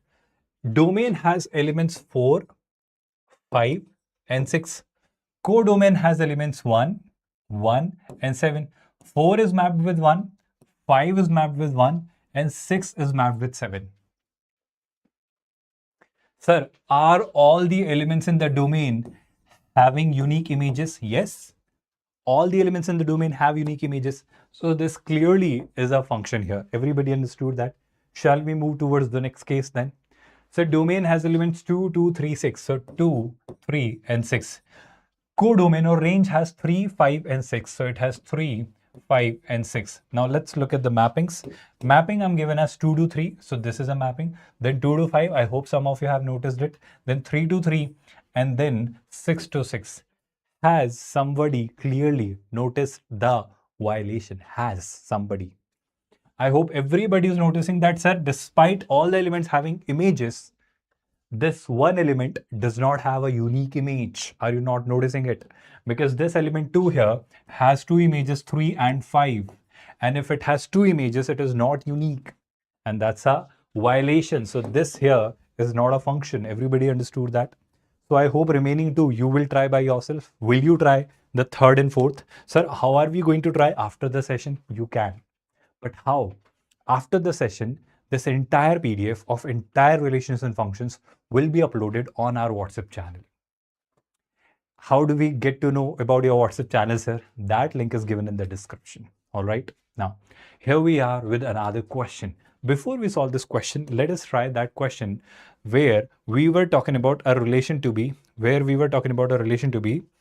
I think transitive. There we were getting stuck. I think that relation was defined as ARB, where we were giving its definition. It set builder form as A comma B such that I think A is less than equal to B square, right? Where A and B, I hope you remember, where I'm told that A and B both were real numbers, right? That was the definition. So here I am asked to prove that it is not transitive, right? We were told that to prove that it is not transitive. So I was taking a lot of cases, but I could not come to a good conclusion. But if I take A as 3, B as 2, and C as 1.5, let me tell you whether A comma B will fall into this category or not. So A comma B means what? A comma B means 3 comma 2. So 3 comma 2 means what? 3 is less than 2 square. So that's true. So I'll have an acceptable pair 3 comma 2 in it. Yes or no? Let's talk about 2 and 1.5. Let's talk about 2 and 1.5. This is B comma C. So 2 is 2, 1.5 is 15, technically square is 225, so it will be 2.25. So 2 is again less than 2.25, so that's again acceptable pair. So B comma C also exist. Now those who are paying attention, pay attention and tell me if A comma B, B comma C are there, A comma C must also exist in order to check whether it is transitive or not. And there I'm seeing a problem. A comma C would mean 3 comma 1.5. 3 comma 1.5, and it is clearly a violation here because 3 is 3 but 1.5 square is 2.25. That's not true. And if that's not true, I think A comma B was there, B comma C was there, but A comma C was not there. Yes or no? And that's where I'll say it is not transitive. So some examples were to be taken based on your intuition, based on your intelligence, and you could have cracked that yes, it is not transitive. But there we were getting stuck. We were struggling a little because we could not think of the right example, the appropriate case. And that's where you will struggle a little while dealing with the questions on transitive relations. With this understanding so far, shall we try this question over here? All the participants, shall we? So what does this question say? This question here says that I am told a set A, which is the set of different triangles in the plane. So let's say this board which you are seeing right there in front of you, all the triangles, different triangles in this plane are there in this set A. So all the triangles which I can draw in this board are there in set A. Okay. B is a set of all positive real numbers. So B is a set of all positive real numbers, all positive real numbers, all positive real numbers. Anything which is greater than 0 is there in set B. Then our relation R is defined as from A to B such that every element of set A is associated with some number in B, which is measure of that triangle. Did you get my point? I'll try and explain that with a case, with an example. Let's say this is our domain set and this is our codomain set. This is our codomain set. So let's say in the domain, there is a triangle, and this triangle, let's say triangle number 1, it has an area 3. There's a triangle 2, it has also an area 3. There's a triangle 3, it has an area, let's say 0.7. There is a triangle 4 that has an area, let's say root 3, and so on and so on. So first of all, everybody noticing that all the triangles which I'm going to see here, all the triangles which I'm going to see here will not be left in such a manner that their area wouldn't exist. So this set here is the domain set. This set here is the codomain set.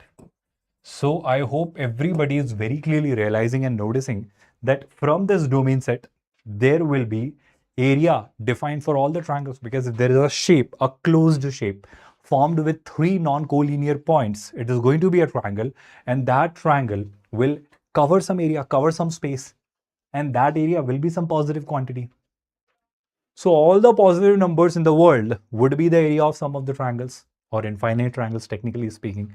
And that's what my point, that there will be triangles, or rather all the triangles which will be having areas.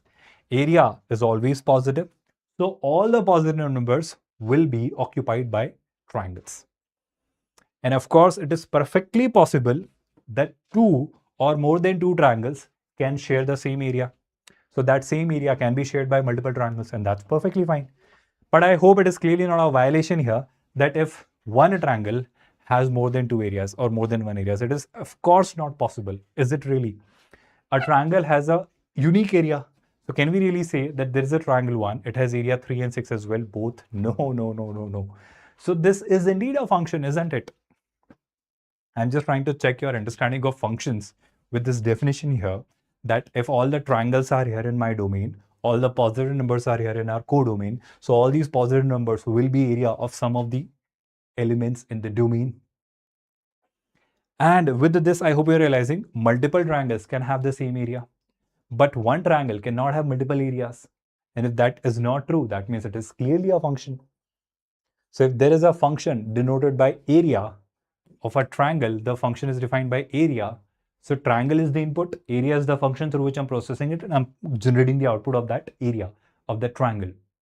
So it is a function because all the triangles in the world have area, and that area is unique, and that's the definition of a function. Yes or no, all the participants? Did you all get it, or shall I repeat it? So if you have now been able to process functions, I'll simply give you a very basic idea. What basic idea? That function is like a machine. Function is like a machine. So what do you mean by machine? Machine means here it will take a certain input and it will process it and it will give you a certain output. For example, I define a function f of x as x square. I define a function f of x, function f, x is the variable, independent variable. Usually some books or sometimes we also say that y is equals to x square. So here x is going to be our input, or in a better language, I'll call it independent variable. And this y is going to be the output. F of x is going to be the output, which is called the dependent variable. First of all, are you able to process this statement, everybody? For example, just in this case, if I process 2 through this function, so this function will process 2 as 2 square and the output will be 4. So everybody understanding it clearly that 2 was x, function was f of x, which was x square. So function was of course f of 2, which was 2 square, and the output which we received was x square, which is f of x, which is y. So function as a machine, are you able to process this concept? Are you able to digest this concept? That you pass an input, the function processes it, and it gives you the output. One thing I hope you are able to understand or digest the core job of a function. And there I'm just trying to tell you that whatever values as an input I can pass are called the domain of that function. Whatever values after passing the input and processing it are getting generated in terms of y or in terms of f of x are called the range of the function. The range of the function. Then sir, what is the concept of codomain? If that's the range, I'll simply tell you this simple idea. Let's say there is a function. There is a function defined from R to R, where I'm defining this function f of x as x square. So this function is defined from all the real numbers to all the real numbers, which means here in its domain, I'll have all the real numbers. In its codomain also, I have all the real numbers. For example, I have -1, I have -2, I have 0, I have 1, I have 2, 1.1, and so on. I'm just taking some general cases. So of course, in its codomain, I have -2, I have -4, I have -3, I have -1, 0, 1, 2, 3, 4, and so on, right? So if I start mapping it with this function, what is the function? So function is given by x square. So of course, when -2 is squared, it is 4. When -1 is squared, it is 1. When 0 is squared, it is 0. When 1 is squared, it is 1. When 2 is squared, it is 4. So I hope you're realizing when I square it, when I start squaring it, when I start squaring all of these things, I will be getting these positive numbers only. Or rather, I'll say these non-negative numbers only, because squaring when you do on the real numbers, the square is always greater than equal to 0. It is never negative. It is always non-negative. So that's my whole point, that I can take x as any real number, 0, negative, positive, any real number. So domain of this function is all the real numbers. I can pass any real number. But if I ask you codomain here, what will you say? Sir, codomain is defined in the definition of the function that it is all the real numbers. So you can take all the numbers from minus infinity to infinity. But when I talk about the output which I'm receiving, the final end result outcome I'm receiving, said they are all the positive real numbers, non-negative real numbers, greater than or equal to 0. Because if square you do of all the real numbers, the number will be either 0 or greater than 0. So finally, the output which I'm receiving is going to be, first of all, a subset of codomain, and that is called the range. So tell me honestly, are you able to differentiate codomain and range? And I hope that fact is very well understood by everyone, that it is going to be true that range is always the subset of codomain. Range is always a subset of codomain. Few things regarding function. Are you all able to understand? Are you all able to digest? Are you all able to process? Everybody yes or no? Everybody yes or no? So with the relations and with the functions, what is the difference? Let me take you through one case here. Let's say this question is asked in terms of relations and this question is asked in terms of functions. Let me change this question. A has m elements, set B has n elements. Then how many different relations? How many different relations can be formed from A to B? How many different relations can be formed from A to B? So I'll say, sir, number of elements in A are m, number of elements in B are n. So if I do the Cartesian product of A with B, number of elements will be number of elements in A into number of elements in B. That is clearly mn. Yes or no? Do you remember that we started our discussion with this basic idea only? So if I ask you the number of subsets of A cross B, so what will you say? Sir, it will be 2 to the power number of elements in A cross B, and that is mn. So it will be 2 to the power mn. So number of subsets of A cross B, I hope the basic definition of relation you know would say that number of relations from A to B will be 2 to the power mn. Remember that whole thing? That's how you define the number of relations. But that was not the question here. The question was different mappings. So different mappings, when come into picture, they are asking you the different functions. The different functions you can define, draw from set A to set B. So pay attention everyone, there comes a very interesting logic or the core concept of permutation and combination here. There are m elements in set A, there are n elements in set B. So this is set A, this is set B. Let me define those elements. Let's say m elements means set A has x1, x2, x3, x4 until what? xn. These are the m elements. Set B has n elements, like let's say y1, y2, y3 and so on until yn. Now shall I take you back to the permutation and combination days, which you must have learnt in 11th standard? If I take you, I hope some of you may be able to recall that, sir, I want to ensure that it is a function. Yes. Where I wish to ensure that every single element in the domain has an image, and that image should be unique. So if I use the basic principle of counting, permutation and combination, what will it say? It will say that approach x1 and ask it how many choices do you have. So x1 will say as a response that I can be mapped with either y1 or with y2 or with y3 or with y4 or with yn. Don't confuse it with that concept where you're saying, no, sir, x1 has n images, so it does not have an unique image. That's a violation of a condition to be a function. No, I did not do that. You just did not see it properly, I think. What I did was, I said x1 can be mapped with y1, or x1 can be mapped with y2, or x1 can be mapped with y3, or x1 can be mapped with yn. So I'm using the conjunction or. I'm not saying a and. I am saying either this can happen. If this does not happen, this may happen. If this does not happen, this may happen. So there will be only one mapping. x1 will be mapped with any of these, not with all of these or any two of these or any three of these. It will be mapped with exactly one of these. And it has to be mapped. Then only it will be a function, because every single element in the domain should have a unique image. So my point is pretty simple, students. You tell me, if I approach x1 and ask it how many choices do you have, That thing you must have done in 11th standard when you must be dealing with those questions of, let's say we have 5 persons, there are 4 chairs. How can they be seated around those 4 chairs? So you ask the first chair, it says 5 options, then 4 options, 3 options, and 2 options, and you multiply. And remember that same logic I'm using here. I am saying that this element x1 has n choices. X1 element has n choices, and I hope you understand the conjunction and. So and means multiplication. Now if I approach the next element x2, if I ask it how many choices do you have, will it again not say that I can be mapped with either y1 or with y2 or with y3 or with y4?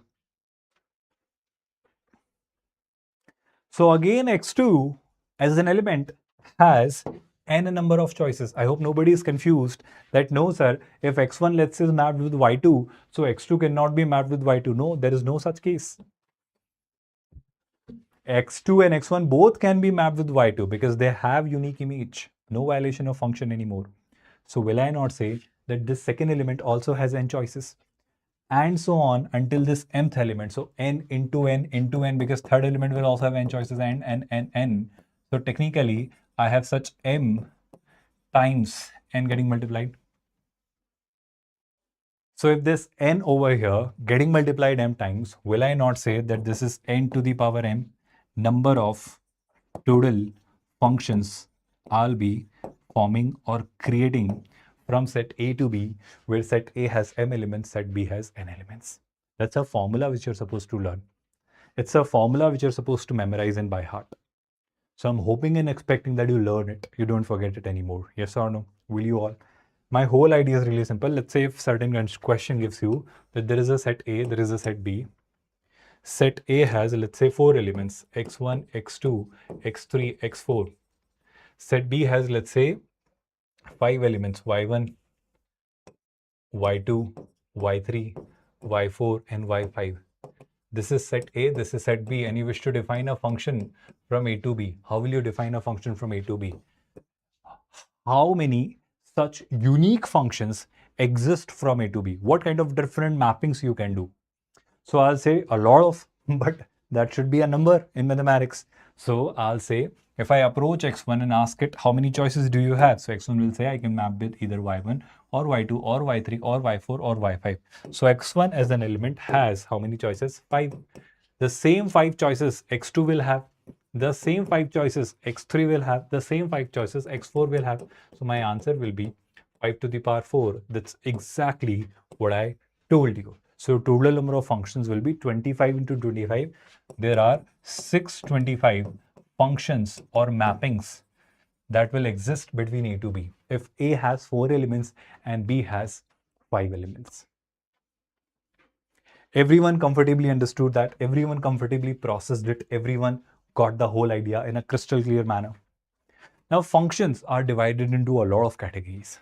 But if I could do this categorization where I'm defining or dividing into 2 functions such as explicit function and implicit function, you need to understand it more clearly, because this is what you will be needing or doing in coordinate possibly sometimes, a lot many times, and in definite integration where you're dealing with area under the curve as a concept. So there you'll deal with a lot with the kind of implicit functions. So what are implicit functions? Let's understand the concept of explicit functions first and then come to the concept of implicit functions. So what does it say? It gives you a very basic idea that in a very simple language, in a nutshell, if I were to say that if there exists a function or expression here like this, where y can be segregately, explicitly, independently, separately mentioned or expressed in terms of x, we call it explicit. Explicitly it should be mentioned. For example, here, y I am writing as x square plus x plus 1. So in terms of x, I could express y independently. Y is equals to log x. Explicitly, log x is separate, y is different. Y as e to the power x plus sine x. So, sir, all the functions are explicit. When do you see a case of implicit functions? Let me show you. Let me demonstrate. Implicit is like this. Now, can you segregate? Can you do it for me? X square plus y square minus xy is equals to 0. You may be able to, but you may struggle a little because it will create branches. For example, look at this one. X plus y plus sine xy is equal to 0. Now, y is not solely, explicitly or separately expressed in terms of x. It is actually an expression in x and y both, and a combination of x and y is giving you a conclusion. So there I call it an implicit function. Explicit and implicit, are you able to understand the difference here? Yes or no, all the participants? Are you able to get the difference logically, clearly? Yes or no? Everyone comfortable with this? Yes or no? For example, let me take an example here. Let's say if I give you a definition here, x square plus y square is equal to, let's say, 5. Here, I did not write y in terms of x. I did not write x in terms of y. So there is nothing defined as independent variable or dependent variable. Actually, this is an expression in two variables. And to be very honest, to be very precise, this is not even a function. Sir, how can you say so? I'll try and tell you. Let's say I define it like this, that I write y square as 5 minus x square. So if I'm taking this square on the other side, I hope you remember that here, when you do this thing with the square root, the only problem is that y you have to write as plus minus under root over 5 minus x square. Some of you, first of all, learn this difference. I have seen a lot of you confusing this with this. First of all, whenever you're defining under root 16, that's 4. But whenever you're defining x square as 16, then x is plus minus root 16. And root 16 is still 4. So there x is plus minus 4. So please learn the difference. Under root 16 is not plus minus 4. I have seen a lot of students still doing it at this stage. I don't understand why. And please remember, if x square is set to be 16, there x becomes plus minus under root 16, and there we say that x is plus minus 4. But under root 16 is still plus 4 only. Under root 16 is not plus minus 4. And I don't know why some of the students do it. Forget it. Now come back to this. I am saying a simple result here that y square was 5 minus x square. So y will be defined as plus minus 5 minus x square, and that's a problem. Sir, what problem? Let me try and tell you this. Let's say if I try x as 1. If I try x as 1, so I'll get y as plus minus under root over 5 minus 1 square is 4, under root over 4 is 2. Is anyone noticing a problem? If you do its mapping, will you not notice that if x is 1, y is minus 2 and 2, then 1 is mapped with minus 2 and 2 both? So if I was treating x as an independent variable, y as a dependent variable, I was defining this as a function. This is clearly not a function because an element 1 in the domain has 2 images. So if we wish to call it a function, it should have had exactly 1 or unique images. Yes or no? Everybody realizing this? Everybody understanding this? So I hope you are getting this whole problem here clearly, that this is not a function. Because actually it is a circle here. It is a circle here. So if you draw its graph, it will be drawn like this. So this is one to many. One to many, which means, for example, if I take a x here, it will give me a value y here, and it will give me another value of y here. So if you draw its graph, for single x, you're getting multiple y. And that's not a function. Because for every single element in the domain, there should be a unique image, but I'm getting images here. That's a violation. And that leads you towards a very interesting concept through which you can figure out whether a given function, whether a given relation is a function or not by just looking at its graph. I repeat. Krishna, sin x can be 1 and minus 1 both, but for different values. Have you ever seen a case where sin x is 1 and minus 1 both for the same value of x? You tell me an angle for which sin x is 1 as well as minus 1 for the same angle. Does it ever happen? Never. And that's my point. So sin x is a function. It's not a relation. It's a function. Relation it is, but to be more specific, it is function. I am trying to relate a very simple result here. Let's say if I am ever given a function like this, let's say this is how I'm given a relation and its graph. And here in this graph, if I'm told that this is a relation, check and tell whether it is a function or not. So the basic idea which you're supposed to apply is, draw a line parallel to the y-axis. Draw a line parallel to the y-axis, and for that value, if you are getting more than one values, which means if anywhere on the graph, if you are able to draw a line parallel to the y-axis which intersects the curve or the graph more than once, then without any hesitation, you can claim that this is not a function. It is just a relation. Why? The reason is pretty simple. Most of you must have already noticed that, sir, if it is x1, for this I'm getting this as y1, another I'm getting as y2, another I'm getting as y3. So this x1 is mapped with three values, y1, y2, and y3. That's clear violation of a relation to be a function. Yes or no? Everybody realized it. Everybody understood it. Yes or no? So I hope you are able to distinguish a relation from a function, and this vertical line test makes complete sense here. With the utmost clarity, you have understood it. Now there is one more concept. That concept is called bounded and unbounded. Bounded functions and unbounded functions, if I could try and tell you, let me take an example here. Let's say if I talk about this function, sin x. So how do we draw the graph of sin x? This is how its graph is drawn, and it goes on infinitely on the left and right, both these sides. So if I look at this curve, it bounds. The region which it creates with x-axis and y-axis is bounded. I hope you're noticing with the x-axis, it is clearly bounded. So if you look at its graph and it is bounded, then it is called a bounded function. But sir, in that case, what do you mean by unbounded? What do you mean by unbounded? If I simply give you, let's say the curve for a while, y is equals to x square. So if you draw its graph goes like this.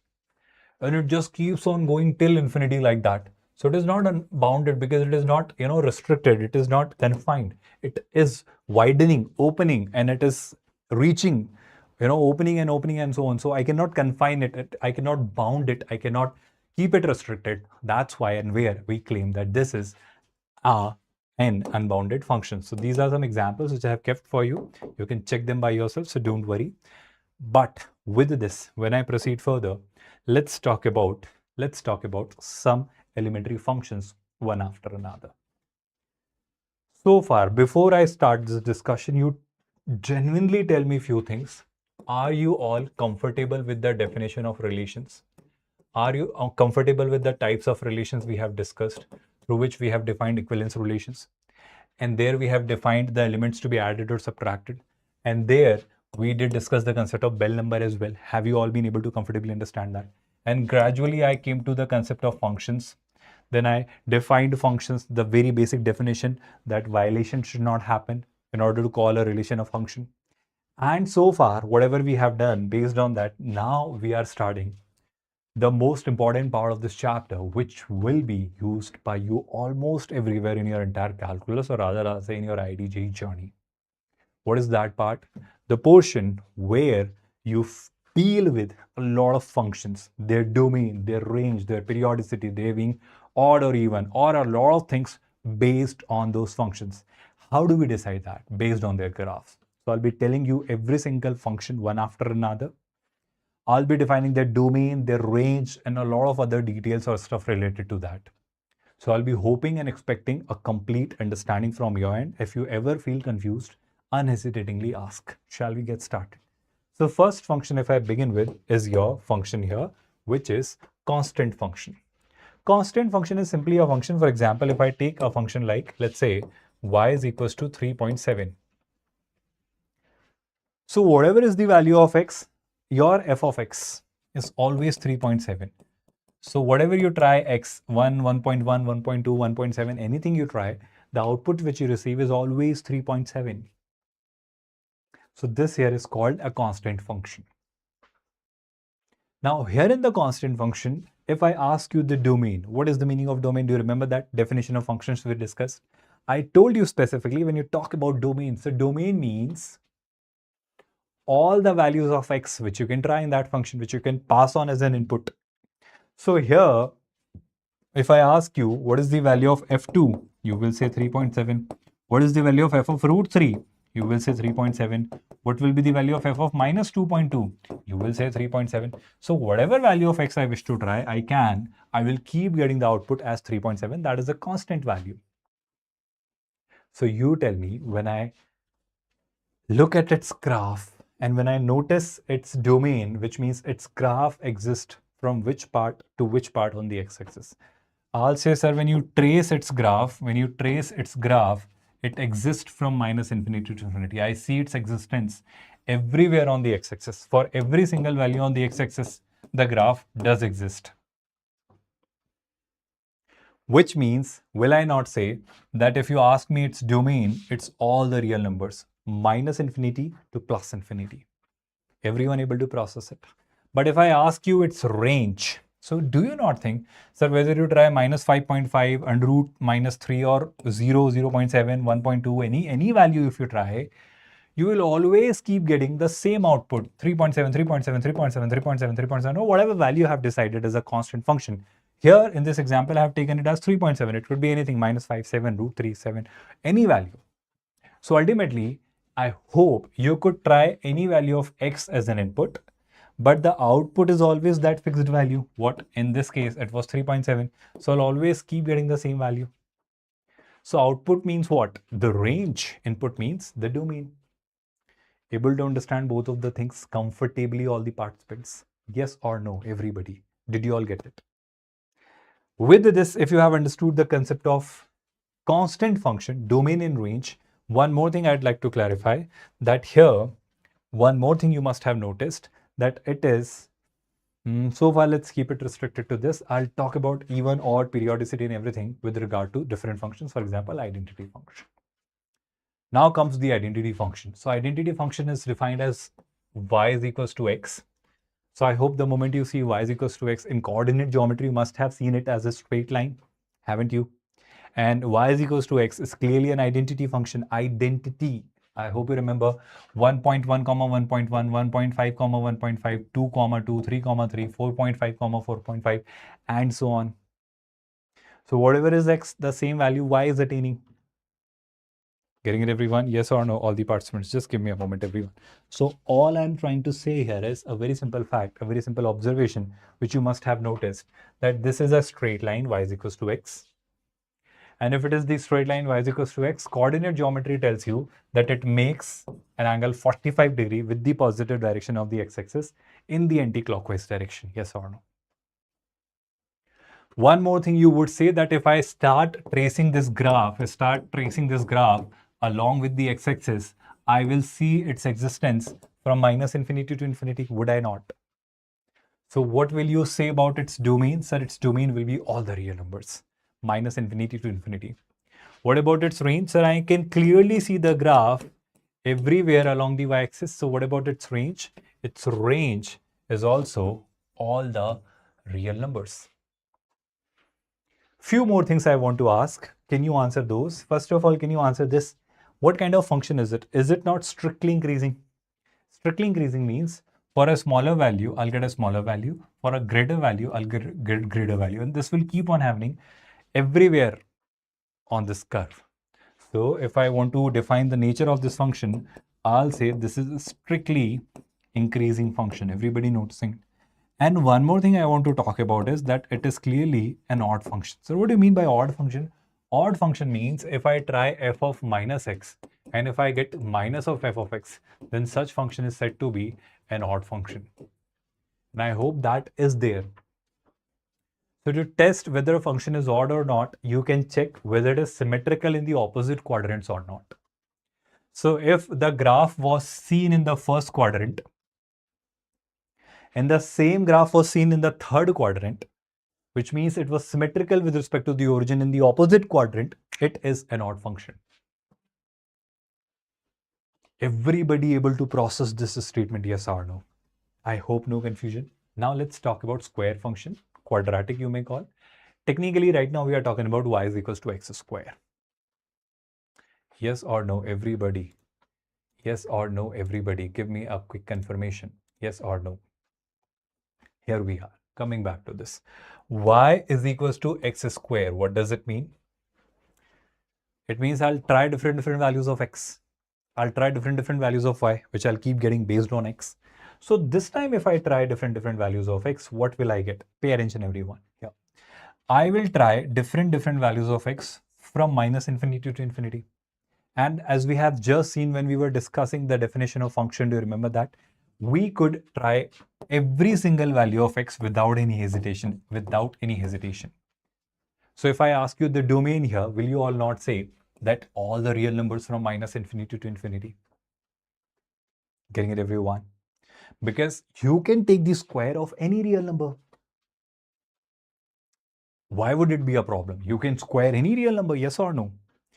But when you square a number, squares are always non-negative. Squares are never negative. So when I talk about x square from the perspective of y, if I talk about the range, if I ask you, will you not say, sir, existence of graph will be there on the positive side of y-axis only or on the 0? So if x could be anything from minus infinity to infinity, there you said the domain could be any real number. And if you talk about the range, then I'll restrict my discussion from 0 to infinity only. There should be an open interval here on infinity. I'm really sorry for that correction. So this should be an open here. I hope everybody is realizing that x square is always non-negative. That means it is either 0 or positive. Everybody got it? Now, one more thing I want to ask you, can you tell me whether it is odd function or even function? If you pass x to a function, if it gives you f of x as an output, it is called an even function, which means here f of x is x square. So what will be f of minus x? Sir, that will be minus x square. So minus raised to the even power, even minus gets absorbed. So it leaves you with x square. And what is this? This is f of x. So I was dealing with f of minus x. And eventually I got f of x. So f of minus x gives you the output f of x. That means we call such function to be an even function. So this time, if the function is symmetrical with respect to the y-axis, if you see the image of that graph in the y-axis, I hope you are noticing it, the same portion which I'm seeing on the right hand side, the same portion is being seen on the left hand side. That is clearly an even function. Everybody realizing, understanding and noticing it? Any confusion so far? I hope you are comfortably understanding every single function one after another. Let's talk about the cubic function now. Can you be more clear this time? Cubic means what? Y is equals to x cube.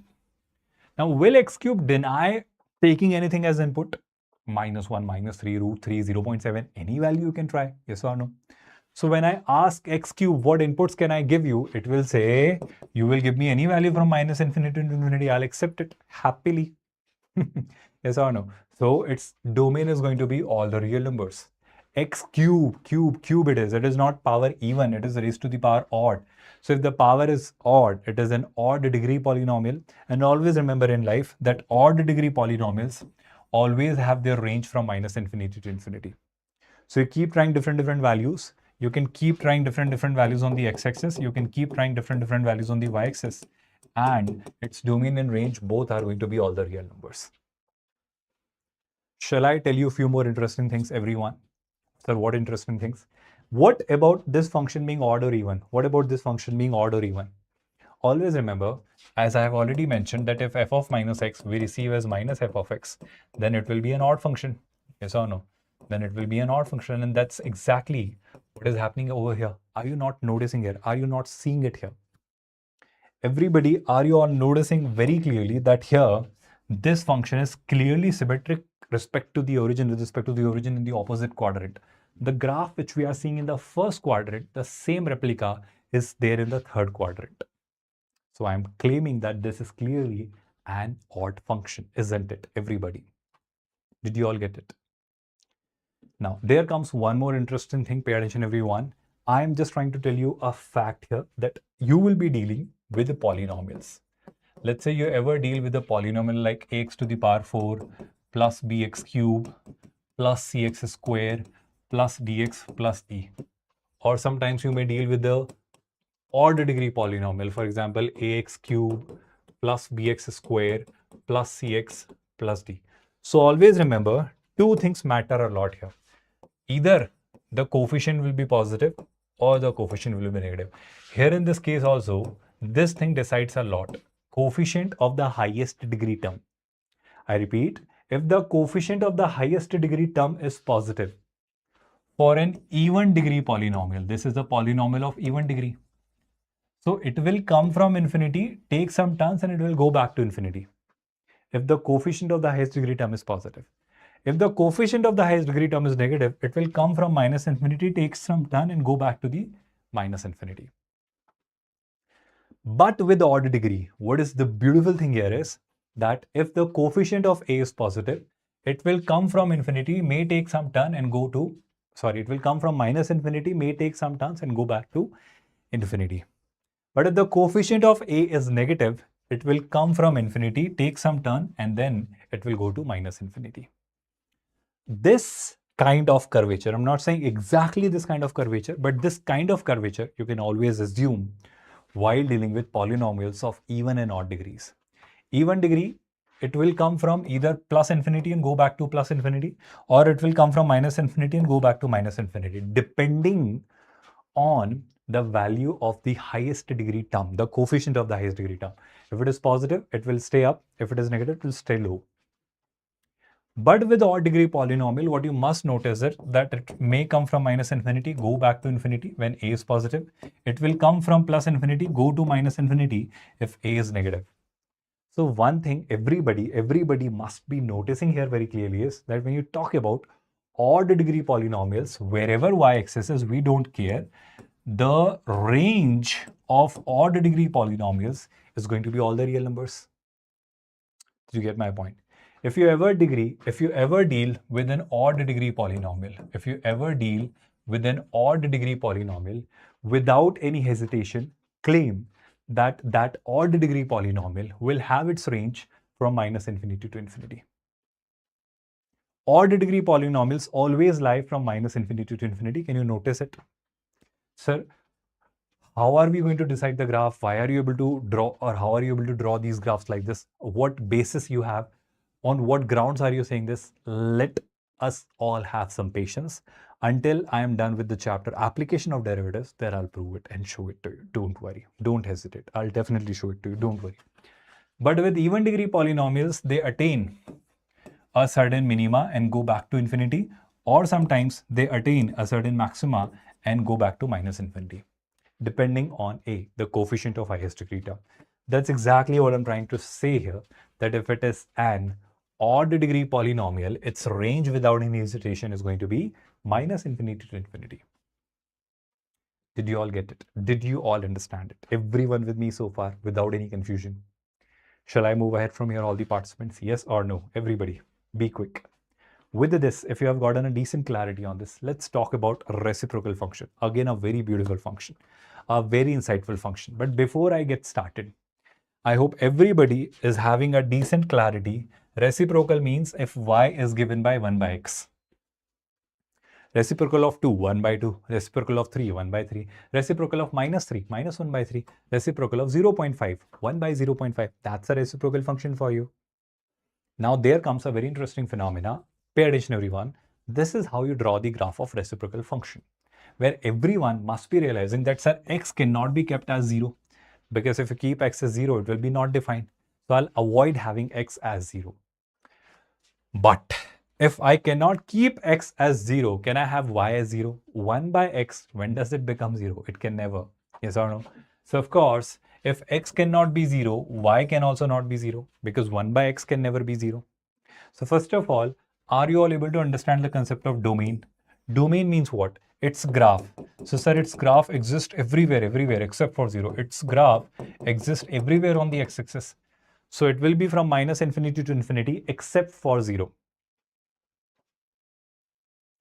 Sir, range. Again, I'll say its graph exists everywhere on the y-axis. Can you see the graph? It is existing everywhere on the y-axis except for 0.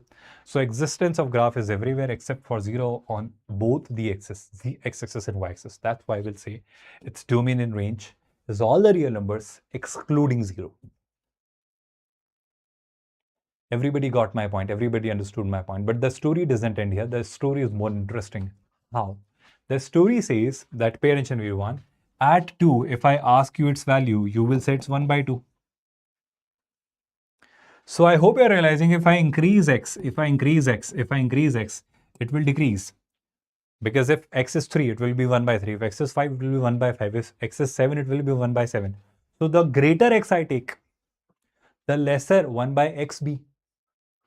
Because the greater is the denominator, the lesser is the fraction. Are you understanding my statement, everyone?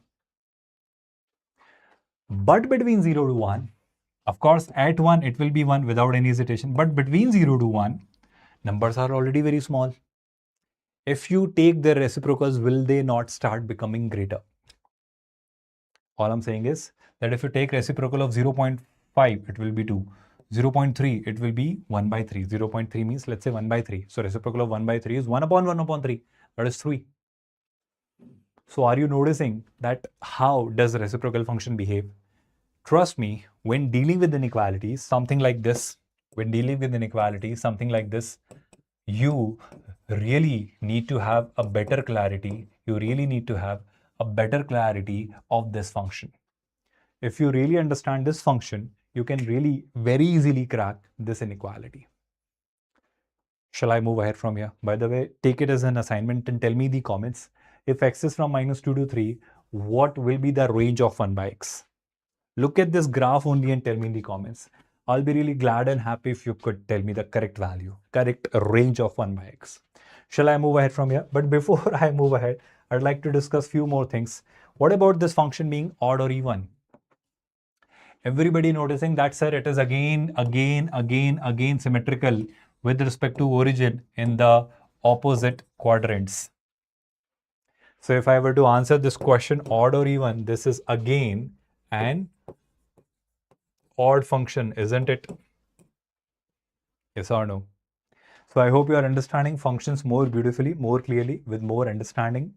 Now let's talk about absolute value function.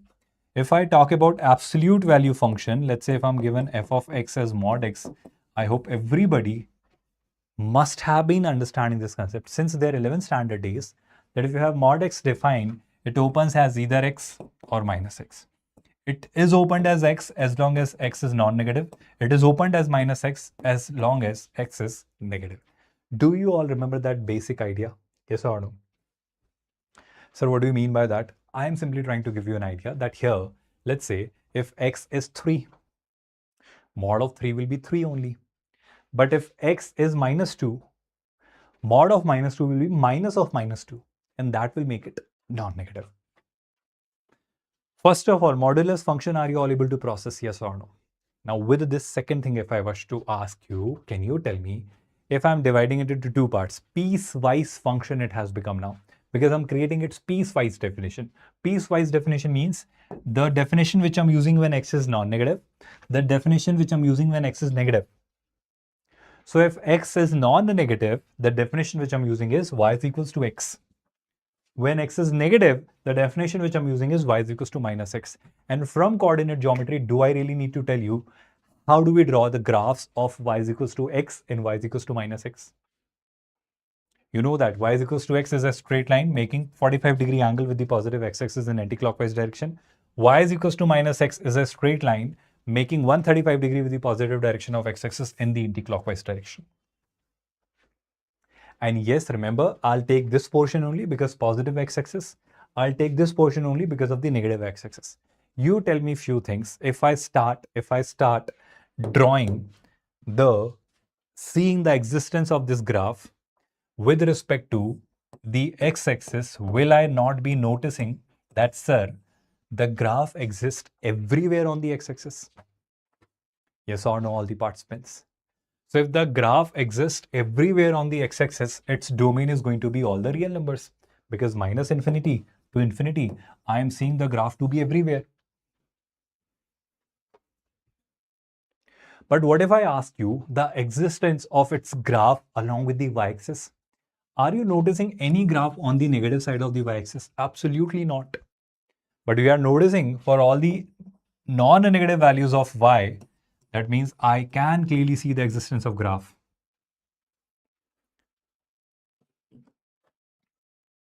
Which means what? Which means if I ask you the domain, sir, I can pass on any value of x, positive, negative, 0, anything. But if I ask you the range, absolute value function, modulus function gives you a non-negative output only. That means the output is either 0 or greater than 0. Shall I repeat that? One more thing I wish to tell you here is that again, can you tell me whether it is odd or even? What kind of function it is, odd or even? I just ask you to notice one thing. Look at the y-axis. Are you not noticing that this curve is absolutely mirrored in the y-axis?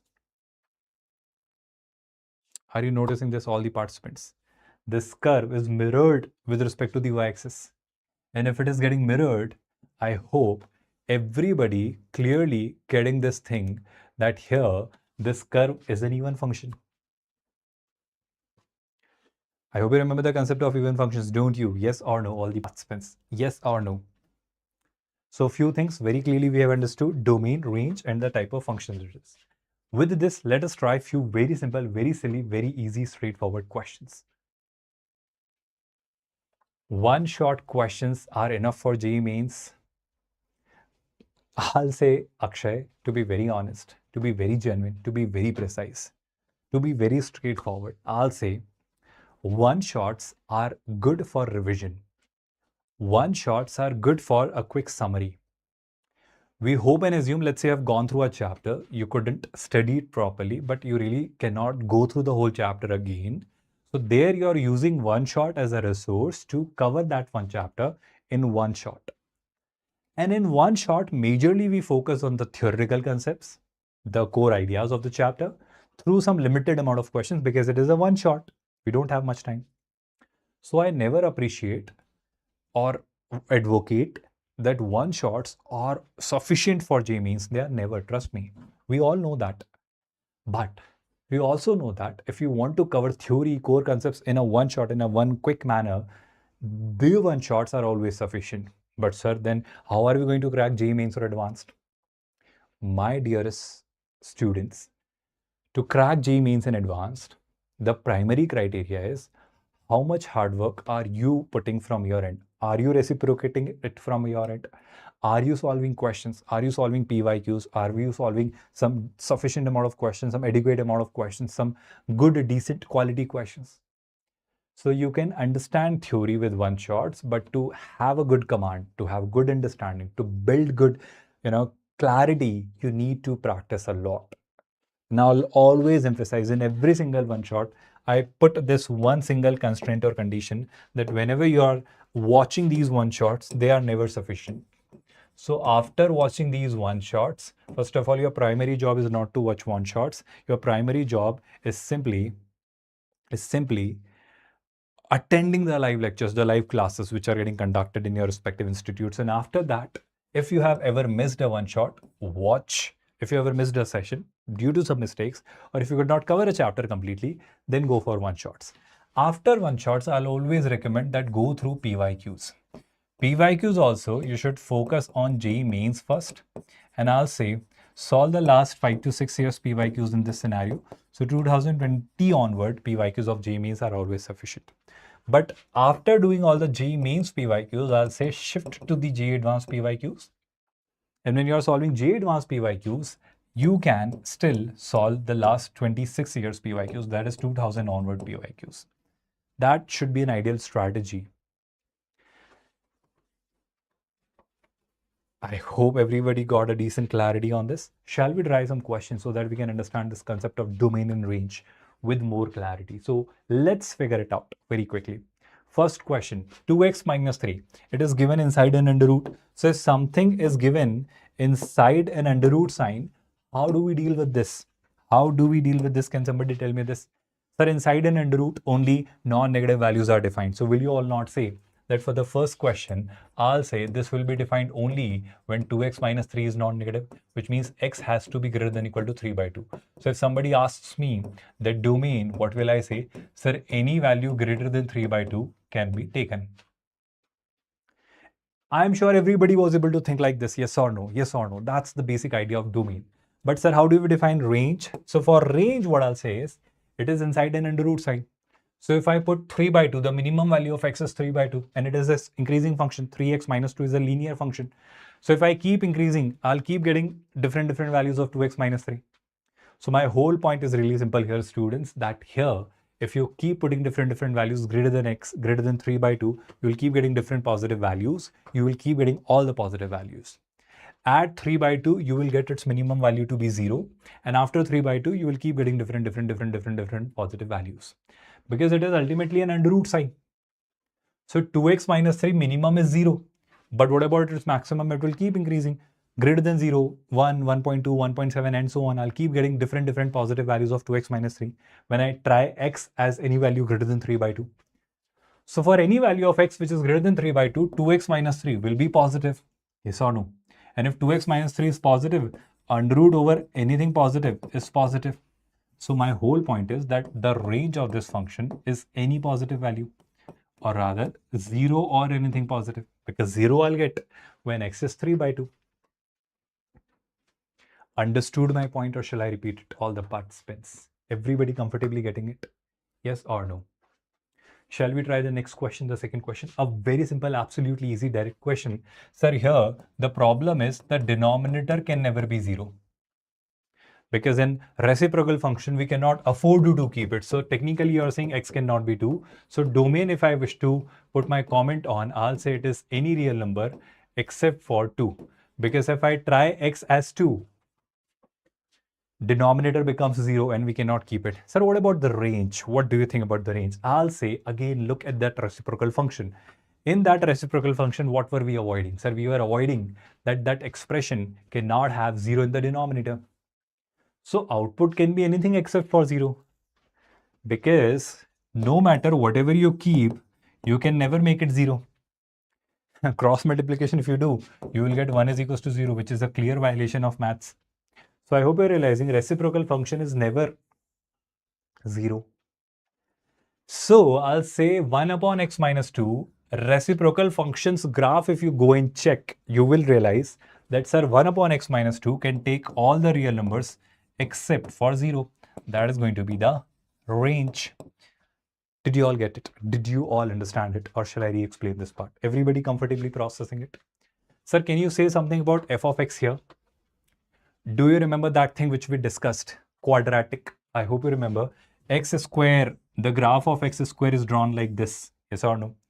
So if you are adding 3 to x square, if 3 is added to the x square, the graph of x square gets shifted 3 units above, up on the y-axis, along with the y-axis. So this f is a graph of y is equals to x square.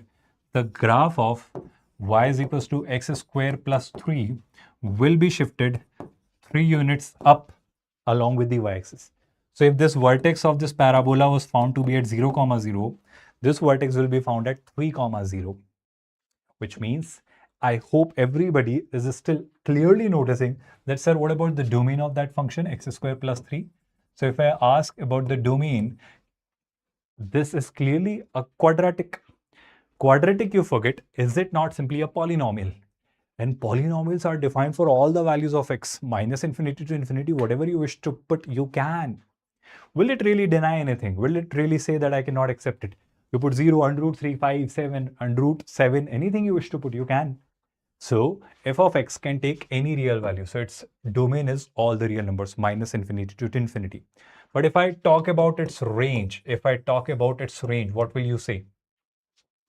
You just check it out by yourself. Range means what? The graph exists on the y-axis for all the values of y above 3 only. If you don't get my point, I am asking you a very simple question. X square, the square of any number is always non-negative. Square of any real number is either 0 or greater than 0. So if I add 3 on both these sides, if I add 3 on all these sides, both these sides, will your common sense not say to you that, sir, it will be always greater than equal to 3? So that's the range, that this expression can never be less than 3. It will always be greater than 3. Everybody got my point? Everybody understood my point? Let's solve the next question. 1 upon x square plus 2. Can somebody answer this question? Sir, first thing is x square plus 2 should not be 0. And I think it is never 0. X square is always non-negative. If you add 2 to it, it is always positive. So if x square plus 2 is always positive, is it ever 0? No. So should I really bother about any value of x? No. Because denominator should not be 0 and denominator is not becoming 0. Why? Because x square is always non-negative. If you add a 2 to it, it is always greater than 2. So if it is always positive, when will it become 0? Never. You give me any value of x for which x square plus 2 is becoming 0, I'll give you 1 crore rupees. Real number I'm saying. I'm not talking about the imaginary numbers. So there, I'm simply asking you one result, that what values of x can I not try? All the values you can try, sir. So here, the domain is going to be all the real numbers. Getting my language, everyone? But sir, what about its range? Let's talk about that. That's a very interesting concept here, and it will give you a lot of clarity if you have understood that reciprocal function there. That comes here very handy. Here, pay attention, everyone. I have just told you that x square is greater than equal to 0. So x square plus 2 is greater than equal to 2. Yes or no? So if I take reciprocal here, if I take reciprocal on both the sides, the sign swaps, which means if it is greater than equal to 2, it will be less than equal to 2. But mind you, students, if you go back and see or notice the graph of reciprocal function, if you go back and see and notice the graph of reciprocal function, this point here is, let's say, 2. So at 2, you will find the value to be 1 by 2. But sir, you are taking all the values greater than 2.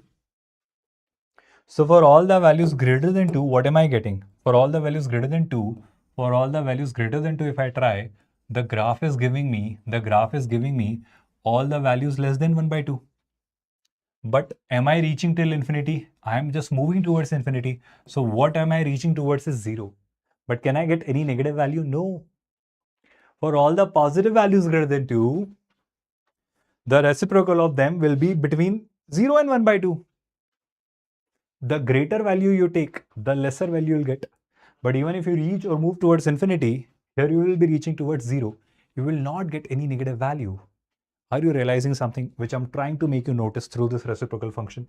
And here I'm just trying to give you this idea that if you wish to say that it will be less than equal to 1 by 2, then you are supposed to put one more constraint, that said it will be greater than 0.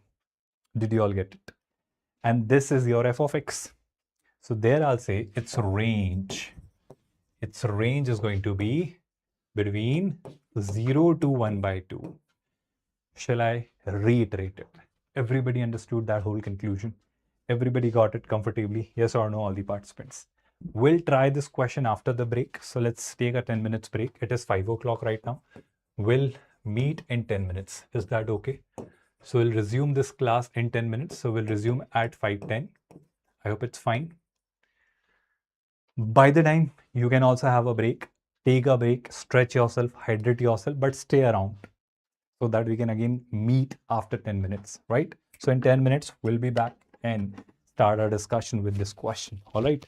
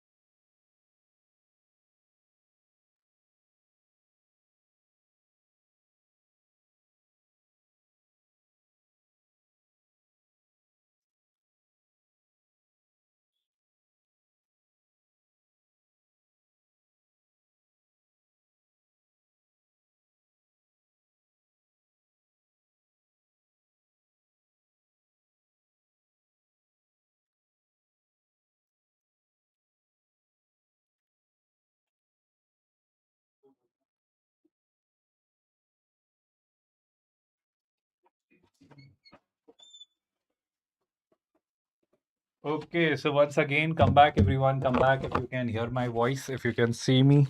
Let us get started. Let us resume. We are continuing our chapter relations and functions. So if you are roaming around, can listen to my voice, sit at your desk, start watching the screen again, and let's solve this question. And some of you must have done this question, haven't you? Shall we try this? What does this question say? It says, again, you need to find the domain and range. So before you start doing it, can we try and split the middle terms of numerator and denominator separately? And can we factorize these quadratics if we could get something out of it? Let's try and do that. So numerator looks separable. I mean, this splitting can be done. So it can be done as x square minus 2x minus x plus 2, because yes, it works. And in the denominator, it also works as x square minus 3x minus x plus 3. Yes or no? Everybody, give me a quick response. With this, what have I received? Sir, I think we have reached to a good conclusion where I'll factorize it as x minus 2 I'll take from here. So if I want to make it x minus 2, I'll take minus 1. So it will be x minus 1. There. X minus 3, I can make it. If I want to make it x minus 3, I'll take again minus 1. So it will be x minus 1. Now, some of you will be lured to do something which is incorrect mathematically. What do I mean by that? Some of you could be thinking that this x minus 1 and this x minus 1 can be nullified or cancelled by each other. That's a problem here. So what is the problem? You try and understand, if you cancel x minus 1 by x minus 1, what if x minus 1 is 0? So what's wrong in x minus 1 being 0? I am saying if x minus 1 becomes 0, this is 0 upon 0. So you're cancelling a 0 by 0. And I hope in maths you do know that you cannot cancel a 0 by 0. Right? You don't say that 0 by 0 is 1. And I hope nobody says that 0 by 0 is not defined. Of course not. 0 by 0 is indeterminate form. You cannot find its value.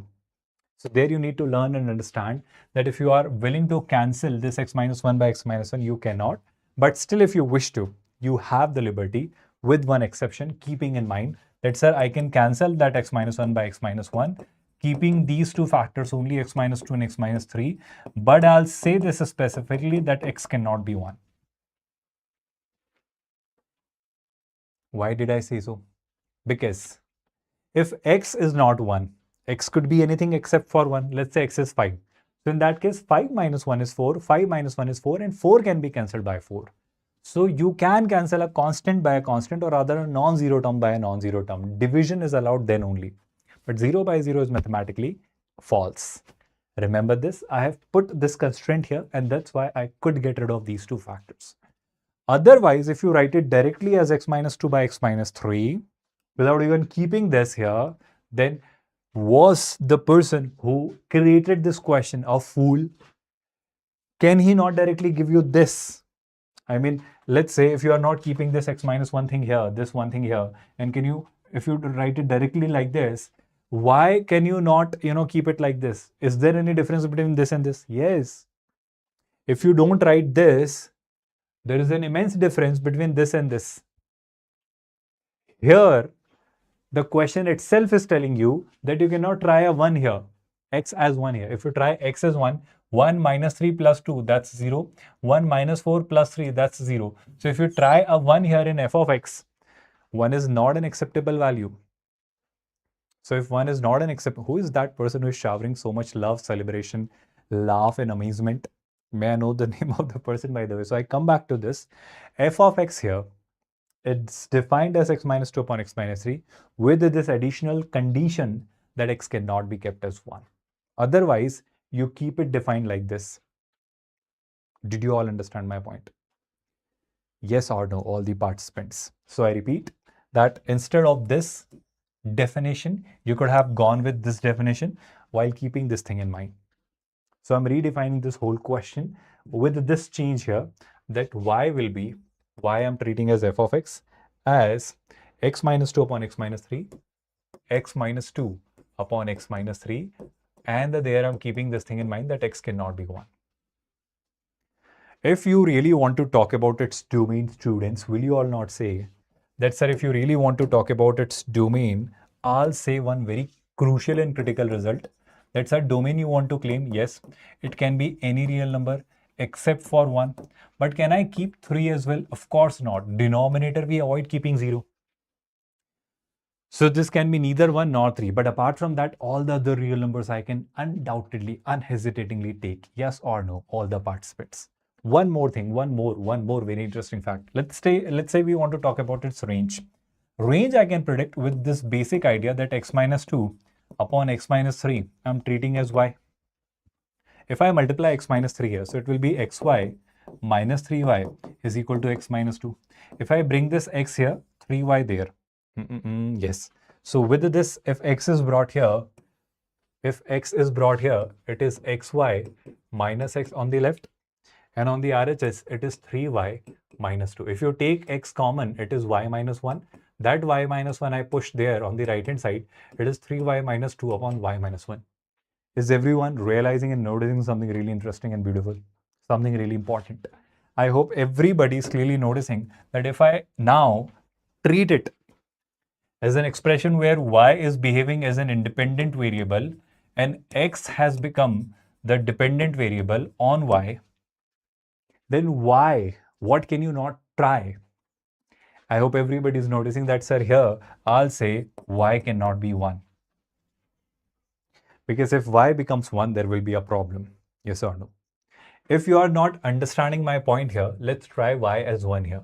So if y becomes 1, x minus 2 by x minus 3 becomes 1. That means x minus 2 is equal to x minus 3. So variable can be subtracted by a variable. That's not a problem. But variable cannot be divided by a variable. So I'm subtracting it, it's fine. Even 0 minus 0 is also fine. So what you're finally getting is minus 2 is equal to minus 3. Is that really true? So that's clearly a violation of mathematics rules because I took x minus 2, x minus 3 as 1. That's a problem. That's a problem. That's clearly a problem.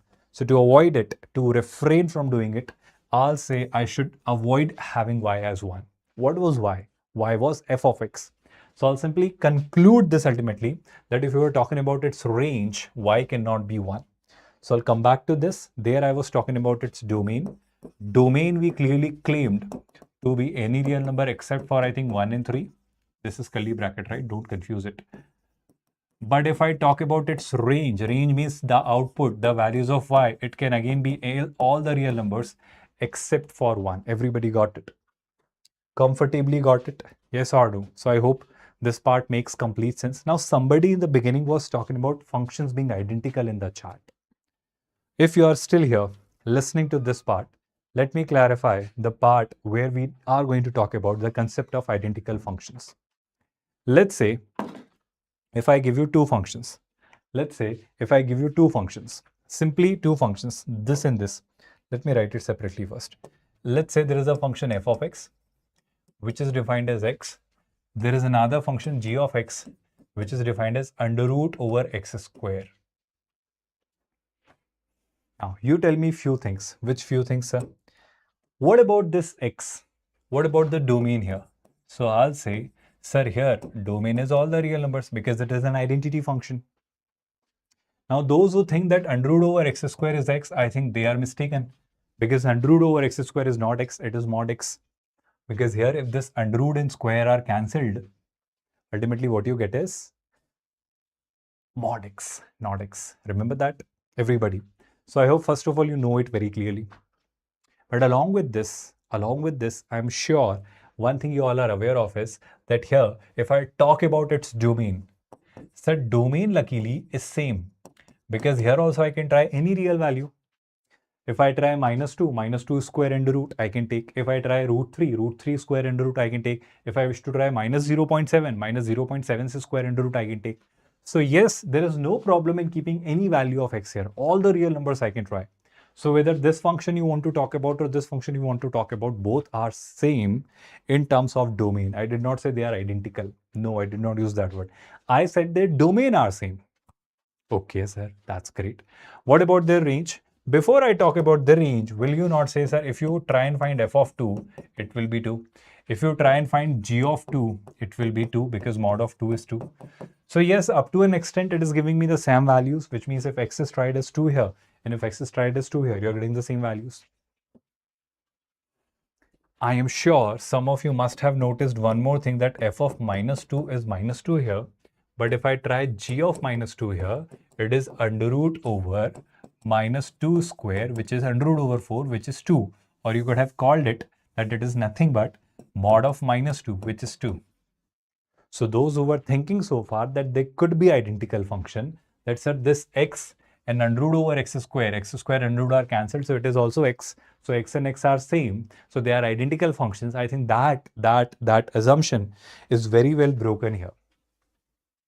Why am I saying this? Because I hope you are realizing that here, if I talk in terms of range of this function, what is your opinion? Sir, if you are trying minus infinity to infinity any value in f of x, you are getting any output minus infinity to infinity. But if you talk about any value of x here in g of x, which is under root over x square, which is technically mod of x. So you said you can try any real number. Yes. But if you take mod of any real number, is it any real number? No. It is all the positive real numbers, or to be more specific, non-negative real numbers. So are you not realizing they are clearly not identical, students? Because here, although up to an extent they were behaving largely to be same, almost identical, but they are not, because their domain, range, and the values of these functions are the same values of x are not same. So if I ever wish to claim that two functions are identical, three conditions are mandatorily to be checked and matched and fulfilled. What are those three conditions? First condition. The first condition is if f and g are identical, then domain of f, domain of g should be same. Range of f, range of g should be same. And the most crucial part which students miss is that f of x and g of x should be same for all x which are part of domain of f or g. That clearly did not match in the previous case, the example which we took. Not even that, range also could not match here. So everybody realizing the concept of identical functions clearly, yes or no? Everybody. Everybody, give me a quick update in the chats. I hope everybody is comfortable with this. Yes or no? Now, one more thing I wish to define here is the concept of 1, 1 and many 1. Although you have seen it already, but still I'll show it to you. Pay attention, everyone. The concept of 1, 1 functions. Look at this graph. This is an odd degree polynomial, luckily passing like this, that if wherever you draw a line parallel to the x-axis, you would notice that the graph is not intersected at more than 1 point. Which means if I look for x1, I'll get a unique y. If I look for x2, I get a unique y. If I look for x3, I get a unique y. Y, of course, I'll get unique, but for multiple x also, I'm not getting single y. But here, if you look at the graph of x square plus 1, for even x1 or minus x1, I'll get the same value, which is x1 square plus 1. Even for minus x2 or plus x2, I'll get the same value, which is plus x2 square plus 1. So here, if I draw any line parallel to the x-axis, it will be intersecting this curve more than 1 times. Which means here, for multiple values of x, I'm getting the same value of y. For multiple values of x, I'm getting the same value of y. And that's my point here, students, that I hope it makes complete sense what is the meaning of many 1. In books, 1, 1 function is said to be injective as well, injective function. So if you ever see 1, 1 function, it is called injective. And one very beautiful fact you should remember, all the functions in this world are either 1, 1 or many 1. Which means if a function is not 1, 1, it will be many 1. If a function is not many 1, it is supposed to be 1, 1. So it will be either. It will never be neither. That means you cannot say that a function is both 1, 1 and many 1. Never. You cannot say a function is none. That is neither 1, 1 nor many 1. No, it will be either. And it will be either only. It will never be both. Are you understanding my statement? Am I understandable, everyone? Clearly, yes or no, all the participants? 1, 1, I hope you are able to process and digest. With this, if I could give you clarity about onto and into as well, because on these questions are asked.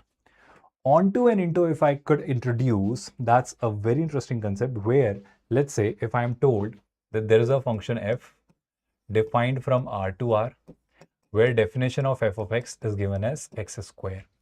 One more I'll take, let's say, there is a function g defined again from R to R, and the function of g of x, the definition of g of x is, let's say, x cube.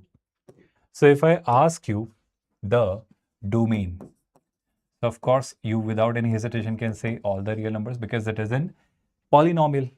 If I ask you the domain here for g of x, you'll say again it's a polynomial, and polynomial can take any real value, any real number. But again, tell me the range here. So what is your opinion on range here? Sir, the range for x square we all know is all the non-negative values. But the range for x cube, cubic odd degree polynomial, I need not tell you, it will be from minus infinity to infinity. That is all the real numbers. One thing I'm clearly asking you is that here, pay attention and tell me, are you not noticing that in this case, when you focus, the range here is a proper subset of codomain? That means there are some elements in the codomain which are not part of range, because codomain is all the real numbers where range is all the non-negative numbers. So there are negative numbers left in codomain which are not part of range.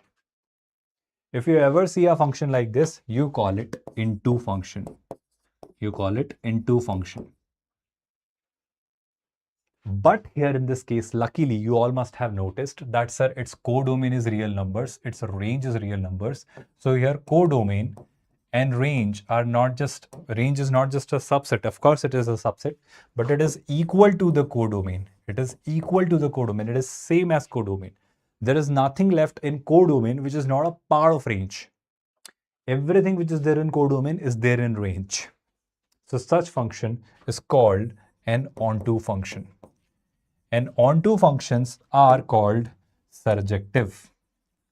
Onto functions are called surjective functions.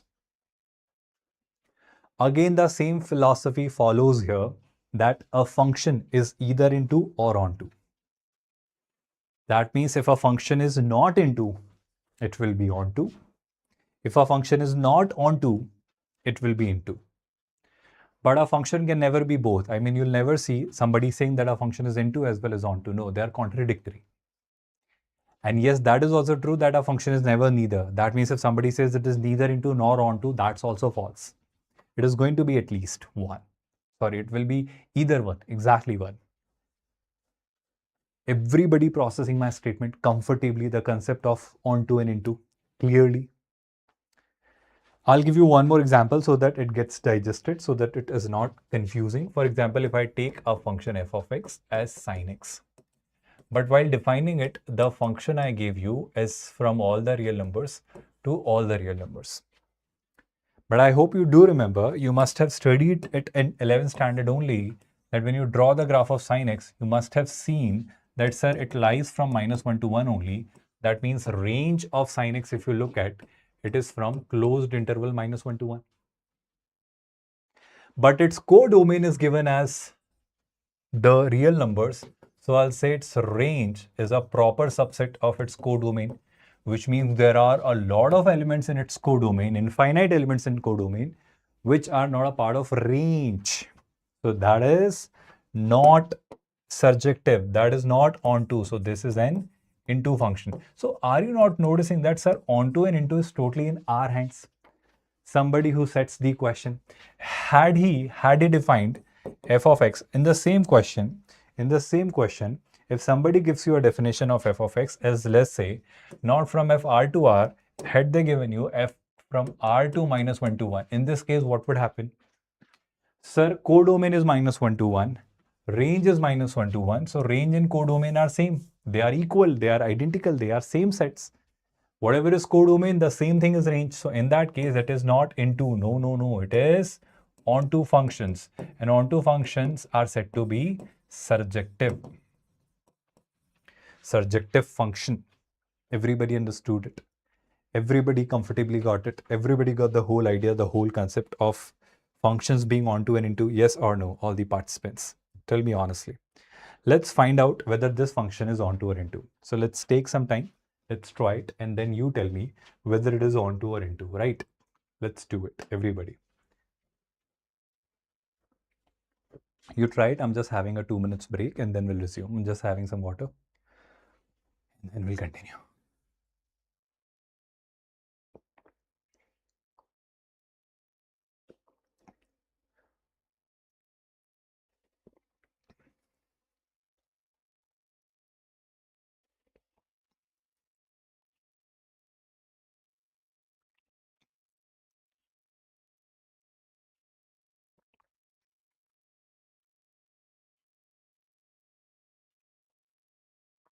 All right, students, shall we? I hope some of you must have tried.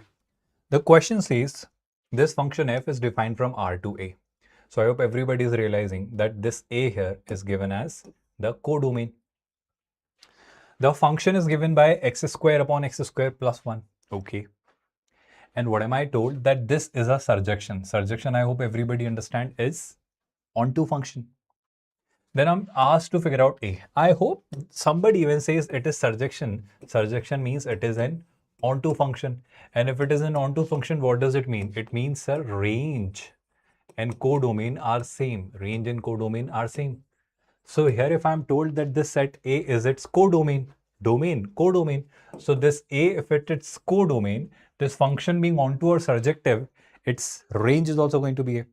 Everybody able to crack this logic? Everybody able to understand this logic? Yes or no?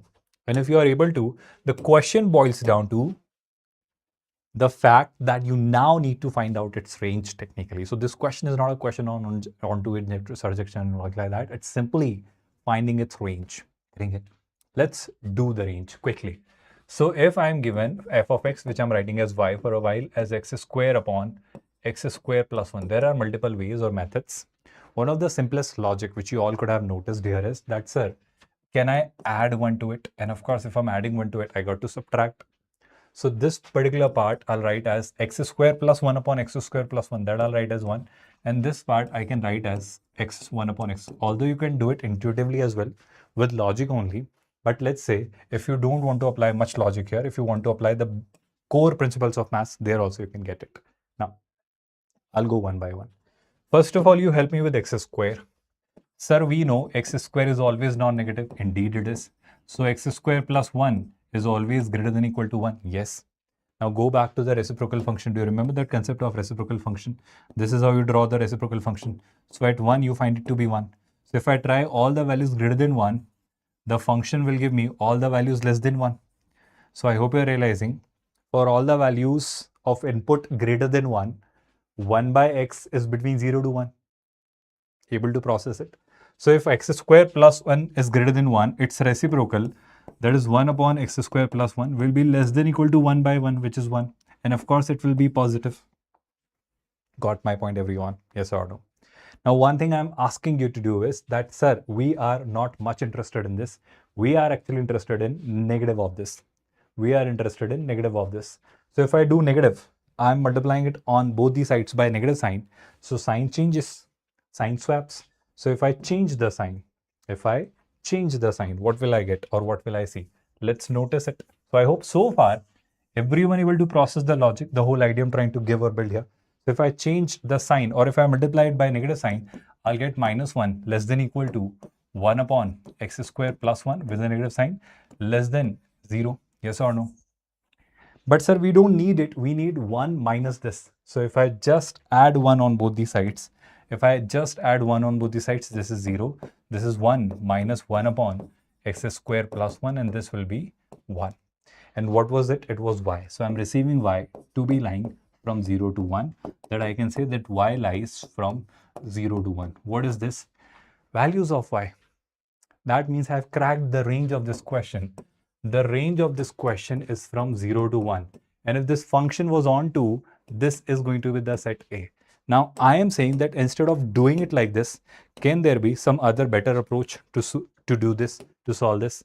Can there be some good approach here? Yes. What is that approach? Let's talk about that. Forget this whole idea. Intuition-based approach we are going to discuss. Instead of doing all of this, all mathematics and inequalities and everything, just tell me your logic, intuition. Sir, what do you mean by intuition? Let's learn that. I am told fx is given by x square upon x square plus 1. Yes. So x square is there in the numerator and x square plus 1 is there in the denominator. Now, one thing everybody understands here is that, sir, x square is always non-negative. Even x square plus 1 is always non-negative, rather it is greater than or equal to 1. But one thing I'm clearly noticing, sir, that here, whatever square you do, both are going to be positive, numerator and denominator. Numerator and denominator both are going to be non-negative. Numerator is definitely non-negative. Denominator is always positive. And one more thing very well understood by all of us is that numerator and denominator both are going to be positive, and numerator and denominator, the relation which I can establish is denominator is x square plus 1, numerator is x square. So can I not claim or say that denominator is greater than numerator always? Yes or no? And both are positive. So imagine a fraction by yourself where it is positive upon positive and numerator is less than denominator. What can you conclude? I repeat, I am dealing with a fraction where I'm having a numerator and denominator. Some of the students call it doctor. It's not doctor, it's denominator, just a way of writing it. So numerator upon denominator, both are positive, but there, the only thing is, if you just don't get it, divide all the three sides by denominator. Logically, you will get it. So 0 upon denominator is 0. This is numerator upon denominator. Because both are positive, I can do that. And denominator upon denominator is 1. That's my whole point.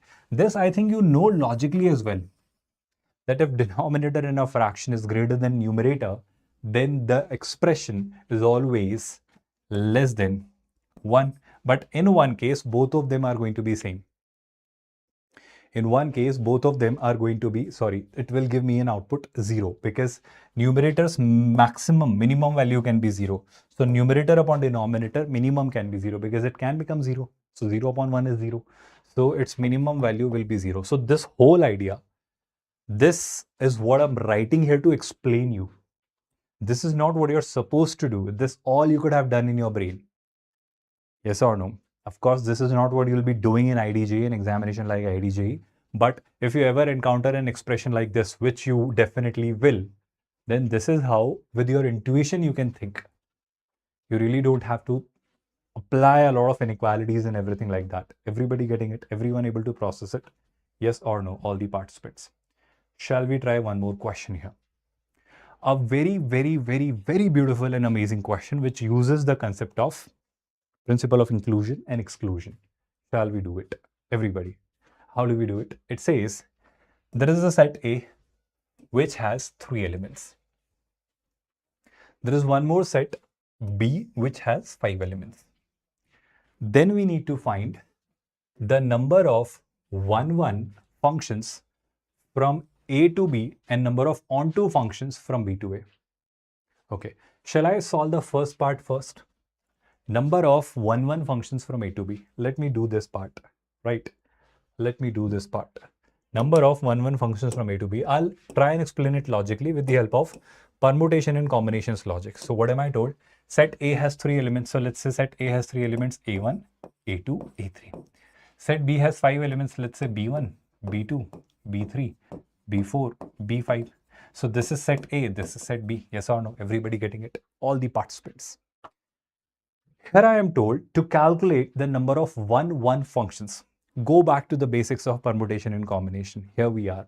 If I approach A1 and ask it, how many choices do you have? Let's say there are 3 persons and 5 chairs in front of them. So if I ask the first person, how many options do you have? So the first person will say, I can set on either B1 or B2 or B3 or B4 or B5. So this A1 will say that I have 5 choices.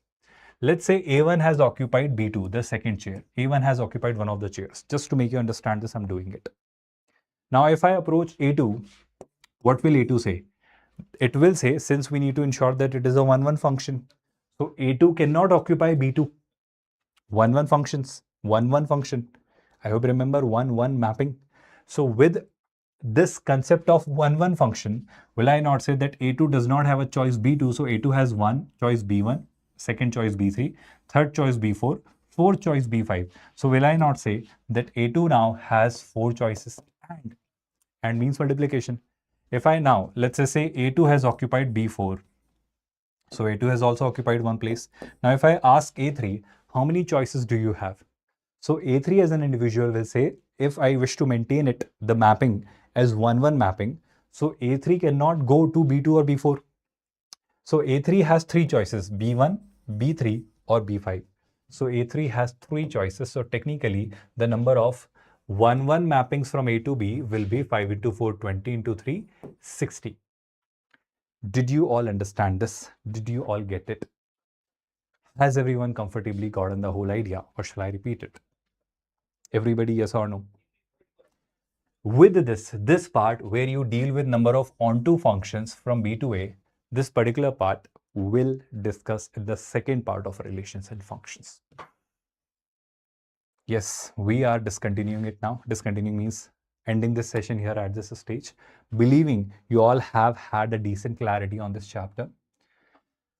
But right now, I'm just asking you to do one thing, that if you have gotten a decent clarity on relations and functions on whatever we have done, mostly some functions, some graphs, odd even, 1-1, into, many one, onto, surjection, bijection, all that we have covered. So far we have done some good discussion. Revise this PDF, go through this PDF. Sir, how are we going to go through this PDF? This PDF you can avail by following our WhatsApp channel. The WhatsApp channel's link is given in the description. There you'll get it. So after the session, watch it, understand it properly, read it, whatever questions you couldn't do, try those questions by yourself, and then we'll continue the remaining part of this relations and functions in the second part. Is that okay? Comfortable, everyone? So let's meet in the next video, in the next class, probably in the next week. But chemistry and physics are on their own way. So don't forget, we are doing this series where we are making you revise all the chapters of class 12th. From scratch, from basics. So NCRT level we are taking, but we are taking it towards that JEE Mains and Advanced level as well, with adequate example of number of examples. I hope you have gotten a decent clarity. After this session, what are you supposed to do? Revise the PDF, solve previous year's questions, and trust me, you'll get better clarity. If you're still confused, we are here to assist you at every single stage. So with this, I am calling it a day. Thank you so much. You have been a great audience. Take a good care of yourself. Good night, everyone. Let's meet in the next class. Take care, everyone. If you have any other doubts or queries, keep them posted. I'll be really happy in addressing and resolving them. Thank you so much, everyone. Good night.